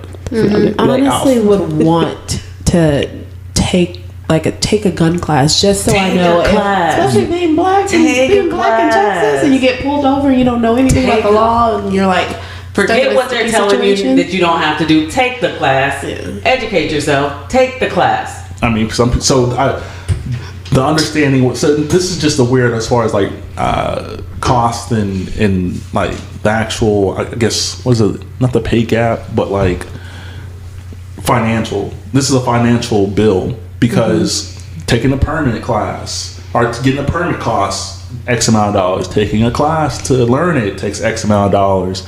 Taking whatever else is necessary to get you to get the credit to have a weapon. It costs money. So I think the ideal of this bill of having it being permitless is that people who can't afford to take those classes and can't afford to do those certain things to get a gun, then you don't need it. But we're not talking about us in the city. We're talking about people also in Texas who might not be in the city and they can't afford to buy a gun. They can't afford to get the necessary attributes necessary to have a gun, so they can't protect themselves in moments if they're out in the country and someone breaks into their home and they couldn't even get a gun because they couldn't afford the classes to get it. It sounds bad, but it's the truth. So you're going to change the whole law for the whole state for one-off situations. That's like I said earlier, as far as the state being as big as it is, the people who aren't in the metropolitan areas outweigh the people that are in the cities that we think are big. It doesn't seem logical to me. Maybe like, they need to have something else established. Or change the fees. Don't just... you think Texas is going to lose their money? That's what I'm saying. But they are. But they are right if you completely remove it, right? Or have like a payment money or something Texas like that. They're not going to lose that kind of money. Where do you shift it? If they alleviate all these processes where it costs money to take a class, it costs money to get a permit, it costs all these, right? Mm-hmm. So Texas is technically losing money when you alleviate these three things. No, they're not losing money. They're going to keep the same money for the people who can afford it. But now gun sales are going to go up because now I can get a gun without having to pay those fees that I couldn't afford prior. So now I can just focus on the guns. If it's going to make that big of a difference in cost. Texas is a huge place. Because I feel like if you do what's required, right? Mm-hmm. If in order for my son to get a license, he's got to take a class. Mm-hmm. Then he's got to do behind the wheel. Mm-hmm. Then we got to go, like, I need to take these precautions to get him a license. Mm-hmm. So if it's something that you really desire doing, you're going to get it done, right? Mm-hmm. If you really want to go, you still need to keep these parameters in place because people that want a gun are going to do what it takes to get a gun. We're not, you know what I mean? That sounds like anything. Anytime we talk on this podcast, like anytime you guys say something, it sounds like it should be the most logical sense. It sounds like it should be that. Oh my god! But the people making these rules and the people who are voting, and it's not. You're not voting on gun stuff, are you? You're not looking to see what senator or person that's a part of the government is, playing the path for you to get a gun. The people that this is affecting are the people who are going out to vote for this stupid shit and these stupid bills. And logically, it sounds crazy, it sounds nuts, but we're talking about the people literally who probably can barely afford to live. Right? You can get a gun. Like, guns are not as expensive as people think they are. There's a gun store right up the street. I've priced the guns that I want. I've looked at guns that I want and got the prices, and it's not bad. I just think they need to have like an additional system instead of taking away that or putting in place this law. They need to have a different system where if there are individuals out there like that, then maybe coming up with some kind of plan for them. But they're the majority. Well, then when you make a bill, it's supposed to fit the majority. Like I said, we're in Austin, Georgetown, Dallas, Houston, San Antonio, San Marcos, El Paso. These big cities, right? We're not the majority. Imagine how long it takes to get from Austin to El Paso. Imagine all those towns in between that. How far is El Paso? Like 7-8 hours? Yeah, a distance. And how many towns do you pass by to get there? At least 30, maybe 30, maybe 20 something. And those are the towns that are like all for this shit. I don't agree with it. I really it did fail. It's not passed yet. It did fail. it's not an official law at this point, but they're going to try again. Greg Abbott's trying to sign it, so. Yeah, he is trying to sign it. I just think that's wild. He just does a lot of things that shouldn't be done. Like go to Mexico during the pandemic. Oh, it's no story. About the gun laws? Yeah. I mean, yeah, people need to be educated on it before you. I mean, how to use a gun, when to use a gun. Like, some people just don't pull the trigger just over it, like being like scattered, like boom, like I don't know. I agree with you. I agree. It's weird. It should be think twice before. And I think during like during the election period, there's a lot of commotion about there's always a lot of commotion about gun laws, but they were saying certain what was it? Certain things need to be in place before they even take the class or even get a gun or anything like that. They were trying to pass certain. I don't know if I just think there should be a continuous background check for everybody who owns a gun. Background checks. Background checks. Mm-hmm. And they have, so I mean that I there's something when it comes to guns, right? Like, if you need to bring a gun when you go somewhere, you probably don't need to go there. You know what I mean? As far as like carrying it, because the bill that they're trying to pass is about people carrying the weapons in broad daylight without having it to be concealed, right? That's a part of it as well. So I think Olive Garden doesn't, because I've seen people with guns like in the restaurant. Like, I've seen people with guns. It's kind of hard though, because dogs too. Nowadays, like with so many different random mass shootings, like you may not think you need your gun, a weapon in a grocery store, but grocery store has been shot up. You may not think you need a weapon when you go get a pedicure, but the salons got shot up. You know what I'm saying? So that's hard, you know, to decipher. Oh, I don't need it here because of the random shoot. You know what I'm saying? Wasn't there a shooting in like a church or? Church. Nail shops, movie theaters, just everywhere that you don't even think. I think those places now. So I don't be going to the movie theater. I think there was one in California at the mall. I would never think the grocery store. But it's crazy. It's crazy. I think the solution, in my opinion, shouldn't be less strict. Yeah. Like clauses and stuff, but maybe put fucking metal detectors in the front entrance of the store. Yeah, absolutely. I agree with you 100%. If they can scan me taking some shit out, why can't you scan me taking shit in? Yeah. And why is it not a huge super alarm? Like, make that alarm loud as hell. Like, gun in the, you know. Gun! Exactly. Everybody get in! I know there's police officers in a lot of stores and stuff like that, but I feel like turn that shit off real quick. Let me walk through. Like, turn it off. Turn it back on when like regular people, because there's so much traffic when it comes to stores and stuff like that. You just never know who you're going to come in contact with. But yeah, I mean, I think hopefully it doesn't pass, or at least if it does pass, they make some revisions to it that actually make it make sense to the average Texan and not the Texans that are country living, just not in metropolitan areas where you actually come across that many people.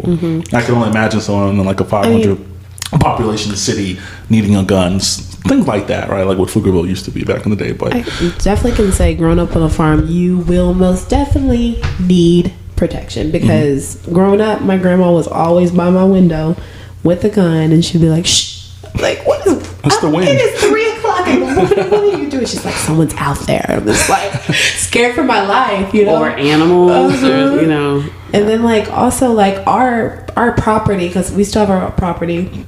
Since my grandma passed away 2 years ago, we still have our property. But someone broke into our property, or they broke into our neighbor's property, like chainsawed the door down, and then they rode through our property. So we definitely need protection, but there should still be certain strict laws in place to get in the gun, you know. Absolutely. Facts. Want to talk about the vaccinated people stuff or what? Yeah, I was gonna since we're talking about how things are changing, did you? I know, Siva, you said you were vaccinated. Mm-hmm. Did you feel obligated to do that while, like, because of working, like, because you come in contact with so many people, or? It's like, yeah, that plus my parents are older, and just for like mostly just for their safety. I didn't want to get them sick. Working at a gym, working at a restaurant, being around people like sweaty people, Olive Garden, like. So they sweat there too. Sweat. Sweaty people in the gym, sweaty people in Olive Garden. They be glistening bringing my food. Did your parents get vaccinated as well? Yes. They did. Okay. Yeah. Which ones did you take? I got Moderna. I think my parents got Pfizer, and then my siblings, my sister's a nurse. I think she got Moderna too, and then my other siblings got Pfizer. Nobody did the Johnson & Johnson. No, I know one person. I know one person that got Johnson & Johnson. He's a trainer at my gym, and he's shown up to work fine. since. No, he's fine. So far, so good. But I mean, he kind of look different now. Johnson & Johnson had his eyes Johnson & Johnson slightly. They didn't get the baby powder right. So if you can't get the baby powder right for kids' asses, you probably shouldn't be sticking anything inside me. Is getting the vaccine something they're pushing at work now, or is that has anyone said anything? No. Makes sense. I mean, apparently Bridget said that we get paid like 2 hours time to go get it for each shot we get. Nice. So I need to tell them about myself. Need that in advance. That's good that they're giving incentives so that y'all can be protected. Y'all heard about Ohio giving out that if you get the vaccine, then you get put in a raffle to win $1 million. Ohio? Tax free? Okay, you know what? It may I don't know about tax free, but if you get push to go get it, they're pushing to go get the vaccine. If you get the vaccine, your name gets put in a raffle to win $1 million. But you're just lying to those folks. They need to stop. They're going to do the raffle. Oh, it's a blank name. Okay, let's try next time. Or be the governor's wife. Honey, you won. This name doesn't Give me my exist. $1 million. Pick someone one out of TV. They don't even know they won. See, my mom. So my now mom and my sister got the you being vaccinated, or all the people that are vaccinated, y'all get to move around without a mask. How you feel about that? Are you excited? I mean, I still wear mine, but now I can travel. Like, if I do want to go to Lebanon, like, I can. If I wasn't vaccinated, I wouldn't be able to. Yeah. Yep. So that's good. Yeah, the CDC released today that people that are fully vaccinated they don't have to mask up. How do you know if they're fully vaccinated? That was a question. That was a question that said on the news. There's a card that you're supposed. I have my card, but I'm gonna walk into HEB and be like. Right. People do that. Right. Or if you're hanging out with a group, if you go out, like, everybody put their card on the table. Yeah, you gotta put down the invite. They didn't care about masks either way. Like, going to the Domain or Rainy Street. Rainy Street scared the shit out of me when I went 2 weeks ago. Where's the minorities there? They're not. They're not. But I was. It was me and 2 other minorities. We're the only 3 down there. I was like, we don't go there. No judgment here. You can say whatever you're gonna say. It on the podcast, but I've never been around so many white people in my life. So many unmasked white people. I was scared. What was the Mexican place that we went to in San Antonio? And like I was looking at the reviews, and the reviews was like, "Why did they ask me to put a mask on?" The governor says no mask, and the lettuce was. I asked for no lettuce. Like he was going off on some shit. Like, why do I have to have a mask on? That's crazy. Let me tell you, Rainy Street. I went down there. My friends were down there. I went and I was like, "Hey, I'm coming through. Let me go stop by and hang out with you guys." When I walked to Rainy Street and saw so many people, none of them wearing masks. I had my mask. I was like, let's walk to 6th. Like it's 6 o'clock in the evening. Nobody will be down there. Like I feel way more comfortable down there. It was just so many people. It was like, I feel like it was more people than pre-pandemic. Like it was. No, it is. Like people that didn't even go out are out now. Like it's crazy. The bars don't ask you to, like, they don't push it. No. Like at all. 4th Street does. If you go to the gay clubs. Oh yeah. Oh, I didn't know that. They still require masks. Most establishments are. Shout out to them. We should have known before. Shout out to the gay people. Yes. Shout out to them for wearing your mask. They make me feel like a queen over there. So you know what? I haven't been there in a while. It's time to go back. Okay. The queen is back. But the domain still. No, they don't care. They don't care. Actually, domain during the pandemic, they did a really good job of making sure everything. Stop lying. When I went there, stop lying. Stop lying. At the beginning of the pandemic. At the beginning, they did a good job of keeping. At the beginning of the pandemic, when I went, it was nobody. Within the first month, yes. Yeah, they just had even after, because I've been going people out. weren't allowed to stand. You just had to sit. Yeah, I don't see masks, and I have not seen any masks. Even Memorial Weekend in the domain, no mask. They wouldn't let this guy in without a mask. So, they were pushing it much harder. I went once, probably it probably had to be last August. I went once, and it was still when the bars had to be at 51% restaurant. You know what I mean? And I actually went to Dogwood and met up with some friends there. We did have to wear a mask to enter, and then it was more restaurant. It wasn't a bar. Yeah. You know what I mean? So I felt okay there because we sat at our table. It even closed early. I think we had to leave at 9. It was super early. So back then, it was okay. But I just went that one time. Yeah. It wasn't crazy. I don't even know how it makes sense. Wear your mask into the place and then take it off. At the table. At the table. I don't understand. And then I never understood that. That didn't make sense to me. I guess is this COVID? Is COVID like the vampires and he puts the salt at the bottom and the demons can't come through it? Or I guess they're saying if you're exactly the people that you hang with, COVID's the devil. Because I think the concept was you should only be around people that it's just if you live with your family, you should only still be with your family. But people were intermingling, you know what I mean? But I think that was the concept of it. So if you're going to a place, you should sit with the people that you've only been around. But yeah, so I think that was the concept, that you can take your mask off around people that you've been around. Still doesn't make sense. It still didn't work. People still because people were hanging out with people that they didn't live with. They only wanted you to be around people that you live with. But yeah, that's a different topic. But anyway, the people that are vaccinated can wild out. What they want. Yeah. Here's my card. Go back to the streets. I just don't think. Do you guys think that the way you feel now will ever change about restaurants and clubs?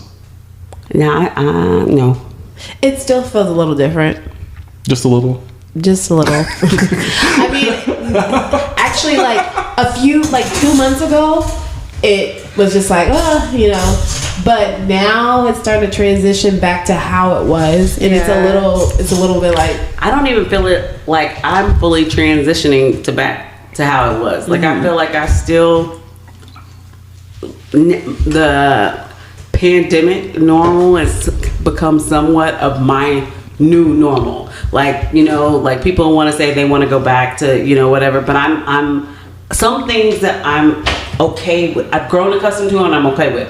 For instance, ordering to go. I probably will order to go way more than I will dine in. I'll dine in if it's social, I want to go hang out with a group of friends. But other than that, I'm probably going to order to go. I'm probably going to order, when we went to Cajun that was tough for me. I was it's time to go. And that wasn't even a lot of people.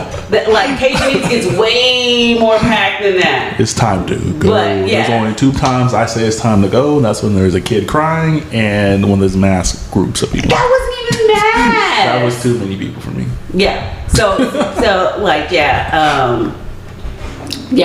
It's gonna be very few interactions, and even when I do go out with a group of friends now, we're very to ourselves. It's not back in the day, I'm walking around the club. Oh, let's go make a lap around the club. Let's go walk through, see what we can. Lap around the club. Yeah, I used to make a lap. Y'all want to go make a lap? That was what I say. You want to go make a lap? Just before you leave? No. Throughout the club, throughout the night, we sit in our section. Up in different corners? Post it up, but then we're gonna make a lap. We gotta go see what we can see and who's out here. Eye candy. I need to make a lap. No laps. I'm done with laps around the club. Done with laps around the bar. I'm staying in my section with the people I came with. Like, so I feel like it's changed how I move now. Facts. What about you, Siba? It's becoming. I mean, I feel like things are going back to normal now. Because you see it firsthand, right? Like you being in the restaurant. Like, are people coming in with masks at all?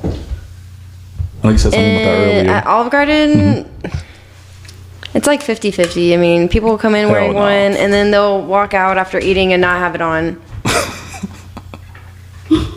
They're just like, screw it. I can see that. Even when we go to car side, and they'll be like, not wearing. They won't wear a mask, or they'll be like, they'll put their hand or their shirt like. Not the hand on the shirt. I'm just like, it's fine. Just stop. Is it hard speaking to people? Like with your mask on? Have you heard like they can't hear you type shit? Like when you have your mask on, they don't have theirs on? Not with me, but with like other people, they'll wear like 3 masks. Like in the beginning, like, they're just like. That would have been 3 to 4 masks. Yeah. Do y'all offer like? I know some places offer like a box of masks. Do y'all offer that or? We had them. Yeah. Was there Olive Garden specific mask at any point? Like, did y'all have a logoed mask? No. That's that bullshit. They gave us like these like cheap ass surgical Big Lots ones, huh? Because I saw some people with the blue ones. They gave us they gave us the blue ones, and then they got these black ones that are just like, it's just like basically looks like they cut like a piece of fabric and then just like and just some holes for the ears. I was like, this is open, this is hanging, like. That's that bullshit. That's crazy because like I know like a lot of different like not restaurants only, but like I know a lot of places like manufacture their mask for their team, like a cool Olive Garden say one. Olive Garden on it, like, or a mask that's just breadsticks. Why am I wearing this piece of clothing with some 2 holes cut in the side for my ears? Like, that's wild. They don't care about us. Oh man. That's just a weird dynamic. Just like I know customers are coming in without masks and they see you with a mask. Like I would like if I'm in an establishment and I don't have a mask on and everyone around me has a mask on, I'm gonna feel a type of way. I'm gonna be like, what they know, I don't know. You would think so, I guess. Yeah. So since you're vaccinated, did your job say that you don't have to wear a mask? No, I haven't heard anything about that yet. And you won't. Yeah. I don't think you're not going to. I think it's just more so for the customer to feel safe. Right. Yeah. But then they don't wear a mask. Yeah. And then they'll complain that you're not wearing a mask, even though they don't have a mask. And in the beginning, like people are like, "Oh, I have a medical reason." Did you ever get that? I saw people in the stores who just walk past you. Sir, mask, medical. Like, what's wrong? Like, what? Yeah. You look fine. I've never heard of that disorder since the pandemic started. So, like, I forget I'm even wearing a mask. Yeah, it's like there's been times where like I got like a bottle of water and I'm about to drink and I'm like, oh, I'm wearing a mask. Not that bad. Like it's really not. But again, that's and there's some cute stylish masks out there. Like they stepped the game up a little bit with the mask because originally it was just some bullshit ass masks. They got style now. Right. Like, you can really be cool with it. I honestly saw a full face mask and it only showed your eyes like this, so I really want. So they got a whole little. I think it was at Academy. They have like a whole little set where you get like 4 pairs of gloves, a mask, a face shield thing that matches the mask for like $12. Where was this at? I think Academy. Okay, Academy, come through. They have a bundle, like literally. I'm like, what the fuck? They didn't have this when the shit started. You couldn't even buy. I remember we tried to go. Mask, right? We tried to go buy. Material to make our own. They were all out of material at Walmart. You couldn't even buy. I was trying to get a yard of material. I'm gonna cut up my own, put the little rubber bands on the side. Couldn't even buy material. They were sold out. Wow, crazy. Like even online, like Amazon, I think people were trying to sell them in like bulks to people like higher prices. because there was just such a high demand for masks. I mean, I feel like it still is a high demand. I mean, not so much as when the pandemic first started. That shit was wild when it first started. Mm-hmm. How do you run out of stuff that should just be in bulk already? Like, I don't know if it was a documentary or a video. I was watching something about mask makers, like before the pandemic, and how a lot of companies were like going out of business because they outsourced a lot of their inventory to overseas, because in Asia that was just the normal thing. They'll wear a mask everywhere you went, right? And how after the pandemic they've become $1 million companies for making masks. That's crazy. I knew it was coming. There was at one point there was a guy at the start of pandemic. I think he's here in Austin. I think he owns a furniture store, and he wasn't like, his business was about to decrease, so he started making like the shields at HEB for like the big, like at the registers. So they started paying him to do that at different places, and then that's when his business started booming. And then he also started making masks as well. He's like, what else am I gonna do, like with the scraps of furniture fabric? So he would make masks and sell them, and that's how he stayed in business through the pandemic. Oh wow. I guess you have to do what you have to do. A lot of places closed down. For good. Like a lot, restaurants, stores. It's tough. But what really isn't tough is, why is there a gas shortage? Like, what? I mean, I was able to get gas yesterday, so it hasn't hit us yet. Apparently, it's on its way, and it's coming from the East Coast down. Of course. My homegirl in Atlanta told me they were wilding out yesterday in Atlanta. Yeah, I had to check on her. I was like, "Are you good, girl? Nancy, you good?" She's like, "I got gas yesterday," so she was good. But I filled up a couple days ago because I was like, when it hits here, I don't have time, because I need to get gas when we leave. This happened before, when I think some shit happened in Dallas and people were like, the gas is being shorted, so people would go in bulk, like this woman here with all these cans of because they know and buy all the gas. But the problem is, the shortage only starts when they people go out doing this. If you get what you need, you're good to go. Freaking toilet paper situation, which is crazy. I saw a picture. This guy had bags of gasoline, like literal bags. There's a chick who definitely was like pumping gas into a plastic bag. I'm like, come on, like. And then there was tubs, like regular, like bin tubs. Those big blue tubs. I was like, what are you people What are you going to do with all this gas? I wonder if people know gas does expire. I wonder if people know that. They don't. They don't. Because I was today's years old. Look at her. They don't, because I was today's years old. So I'm going to just throw that out there. But I read that the gas shortage could last a couple weeks, you guys. It is going to, because it's already short. Yeah. So it all started from the company being offline, right? Someone got hacked. Got hacked. Some Middle East company got hacked and shit, and allegedly, like, no one actually confirmed that actually happened. Like, that's word of mouth. They always want to throw it on somebody else, right? Or something. Just like that snowstorm. Whatever. Do you remember when that shit happened with Dallas and there was no gas? I was in college and I was there, and it sucked. Like, I remember what that felt like. It sucked, like being on E. Not at least close to E, and still not being able to find I was for sure on E in my college days. I was on E, and I had to go to probably like 10 places. Literally, I drove around all of Denton, and I was just finally like, let me just go home. I'll take the bus and stuff, like, because Denton's so small. I'm getting gas as soon as I leave, y'all. Because there is a line. It's once again, it hasn't hit here just yet, but it is going to. Like, I remember last time when I lived off of Metric, there was literally a line up all of Metric. Like, people had to get in line all the way back here, and I'm talking about 20-30 cars deep to get gas. And about time you're waiting in line for X amount of time, about time you get there, there's no more gas. Yeah. Because the way that I usually drive is I drive far on the line. No, I let my gas go all the way down. Oh, I know my car. I know my car. Blinking like this. I'll be like, "Oh, it's time." I know, and sometimes I even be pushing it past the limit still. I ran out of gas one day after we did the podcast. I was going right here. You know, I knew I needed gas on the way here, right? But I was already running late, so I was like, I'll get gas when I leave. I'm gonna go. So I pulled out, left, right. I was turning into the gas station. All the lights get. I felt it go.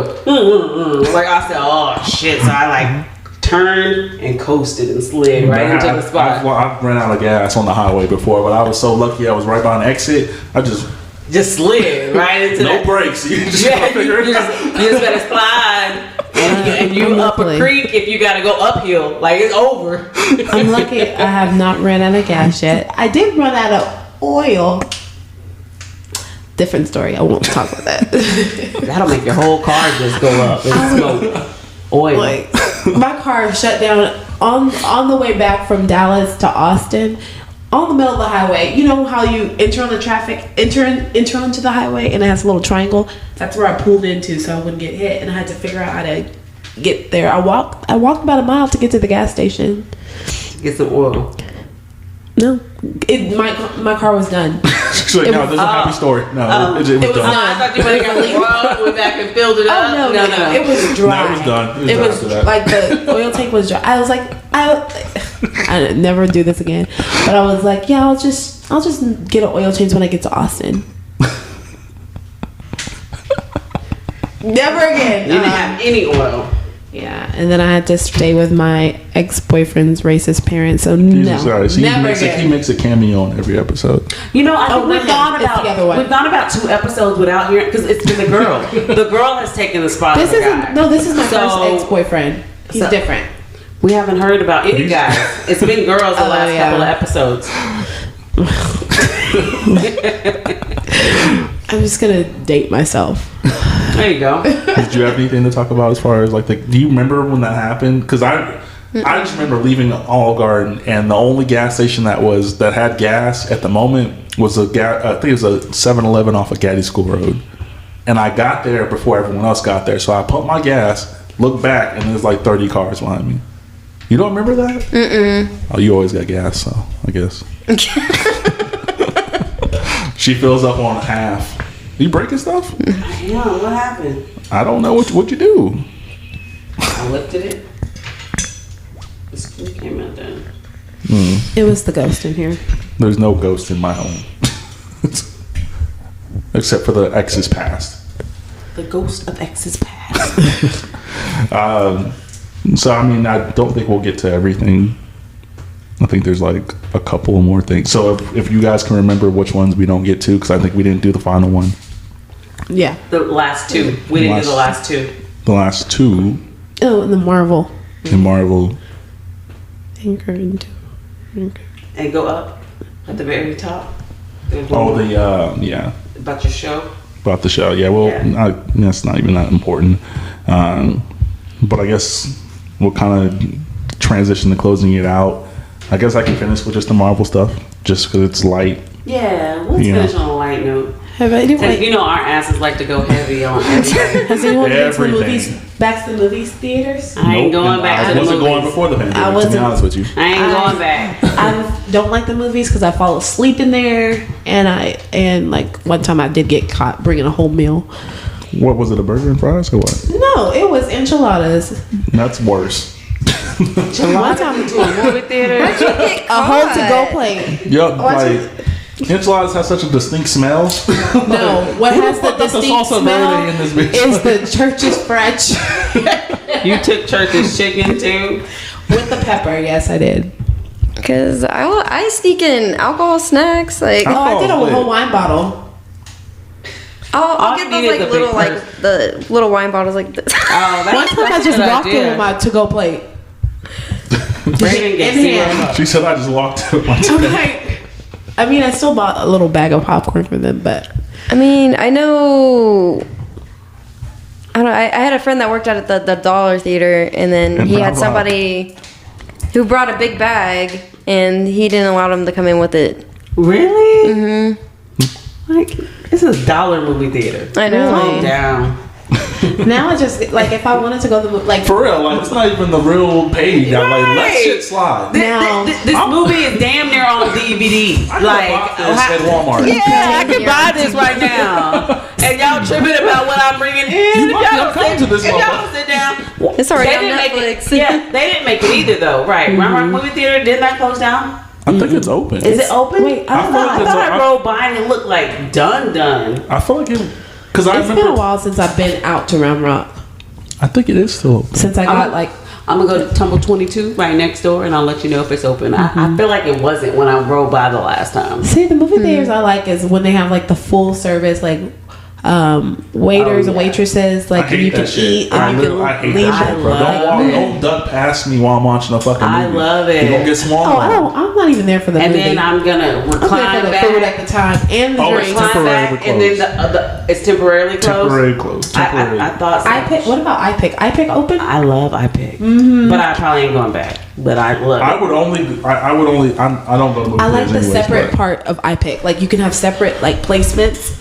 It's kind of like you're in your own little area. Like, so if it's like, I might do that. They don't my clean those beds family. like that. You should. There was some news article. They don't clean the little bed things, like the reclining seats. They don't clean them. I'm bringing I take my own blanket. That don't mean the blanket's not too. touching the germs from Okay, the bring person your who didn't take a Lysol shower. I mean, it's been some years since I don't wash my blanket since then, but I'll fall asleep anyway. Honestly, I'm just paying for a nap. I'm sick of that. I'm here for a nap. So, Marvel has released the schedule of its next few movies. Yes, for the Marvel movies. One that really, I guess, stands out is they actually named the second Black Panther movie Wakanda Forever. I'm not gonna make it through that movie, man. I'm be fucked up. I don't think he's gonna be in it. No, it don't matter. I'm just gonna be fucked up because of I'm gonna be fucked up during that movie. Let me see. Let me get my mind. I'm gonna start getting my mind right now. So that's not coming out to 2022. It's gonna take me a whole year to get my mind right. We'll have the Black Widow movie finally coming out. That was supposed to come out in May of 2020. Guardians of the Galaxy 2023? It's so fucking It's the third long. one. It's the third one. It takes a long time to make a movie, I guess. Fantastic Four. Shang-Chi and the Legend of the Ten Rings. I don't know anything about that. He's a Iron Man bad guy. I know you probably watched the third Iron Man movie. The guy who pretended to be the Mandarin was like as a joke. This is the real Mandarin. Oh, okay. Doctor Strange and the Multiverse of Madness, which is supposed to be completely directly after WandaVision, so that's going to be connected. Doctor Strange is boring to me. What? You haven't seen enough of them yet. You've only seen him in 2 movies. Yeah, okay, maybe that's what it is. You haven't seen enough. He hasn't grasped me. Yeah, he a real nigga though. Is he? Yeah, for sure. And Spider-Man 3, No Way Home, is coming out this year. So there's a couple of movies coming out this year. You skipped over Externals. What is that? Eternals. Oh, Eternals. So that's going to be, I guess you can describe them as like the creators of the world. So okay. Thanos is he's derived from the Eternals. Like the Eternals made Thanos. Oh, I see. So, and the fun fact about that movie, they're going to actually have the first LGBTQ. Oh, I did hear about that. Oh, wow. In the movie. I did hear about that. That's openly gay, not just implied like they did Shorty from Thor. What's her name? Vanessa Thompson. What's her name? Oh, yeah. She's gay in the comics, but it was implied, kind of. Right. So I'm excited to see that. And also they released the date and the information about the Marvels, which is supposed to be Captain Marvel, Miss Marvel, and even Monica Rambeau from the WandaVision series. She has powers now and all that cool stuff. Of course, Ant-Man and the Wasp. 3, Guardians of the Galaxy Volume 3, and the Fantastic Four. They don't have a date for that. So there's a bunch of cool Marvel shit that's coming out. I'm excited. Finally, we get 5 movies this year when we got 0 movies last year. And I'm not going to the movie theaters for any of them, so hopefully they're on Disney Plus. I'll pay $30 to watch a movie on Disney Plus if it's a Marvel movie, I think we're probably at like 2 hours. Did you guys have anything else you guys wanted to fit in, or anything else you guys wanted to say prior to us closing out? Because I'm gonna close out with some hassibh stuff, and then we'll go home. I just want breadsticks. We're gonna come see her. I miss my discount, honestly. I mean, I'm there, so. Thanks, got you. Friday? Next Friday? We're family. Isn't that their slogan? Wait, when we're here? It used to be. I think they sold it. It used to be. Jimmy Fallon actually owns that slogan now. Thank you, Jenny.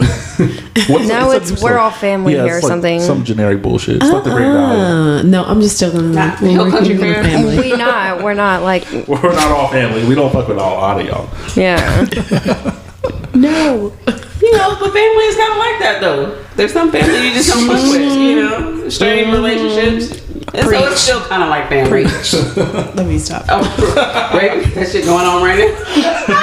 They family, but, you know. Let me just go see my therapist. Of them are blocked. Just a few of them are blocked. Just a few. Dad, sister. I'm sick of that. I better not block my mom and her 3 phones. Not 3 phones. She has 3 phones. She bought more boss than Kevin Gates with 2 phones. Listen. You just killed the mood. We don't talk about Kevin Gates in those homes. I got 2. No. All right, so Siba. One for the end of the podcast. So, Siba, you were here as original. I can't find the video. I don't know where it's at. It's somewhere in limbo. Maybe I deleted it because whatever. But you were here as part of the second guest ever on the whatever the name of the podcast was back then. I don't know. Don't correct me. I don't know. Things have changed. Things are different. You're different, right? Mm-hmm. Did you enjoy your time? Yeah. That's it. Enjoy my time like on the podcast like tonight. Tonight. This How is you like feel? I'm way more comfortable. Way more. I really want to find. I think I have a picture of it, but like I was like, it was literally just us. Like it was one of these tables, a ring light, and a cell phone, and we had to talk loud enough for us to hear each other on the cell phone. Oh wow, it was tough. So it's definitely been lamps. You were here with the lamps, right? Mm-hmm. So those lamps that are in the corner was my lighting. Oh wow. Yeah. So she's had some personal growth. Mm-hmm. You've had some growth with the podcast. It's been growth just all around, right? Facts. Mm-hmm. Just growth. I think I've grown within the last Mother's Day. Mm-hmm. Grown. Did you guys have anything else to say? Don't let anyone kill your peace. Facts. Did you have anything, Britt? I'll just finish with this quote that popped up on my phone. Beautiful things happen when you distance yourself from negativity. Oh, so let's just that hit the money. Continue to distance ourselves and separate ourselves from negativity. Mm-hmm. We're gonna keep prospering. I like that. I like it. All right, guys, this is the Can We Talk podcast, episode 8. I have my co-host Raven Brown. Adios, au revoir. And that was terrible timing. Terrible timing. So my co-host Raven Brown, yay, and Brittany Hill. And our special guest, one of the original 6 of the whatever the podcast was named before this, hassibh. Yay! Good night, guys, and thank you for listening. Good night.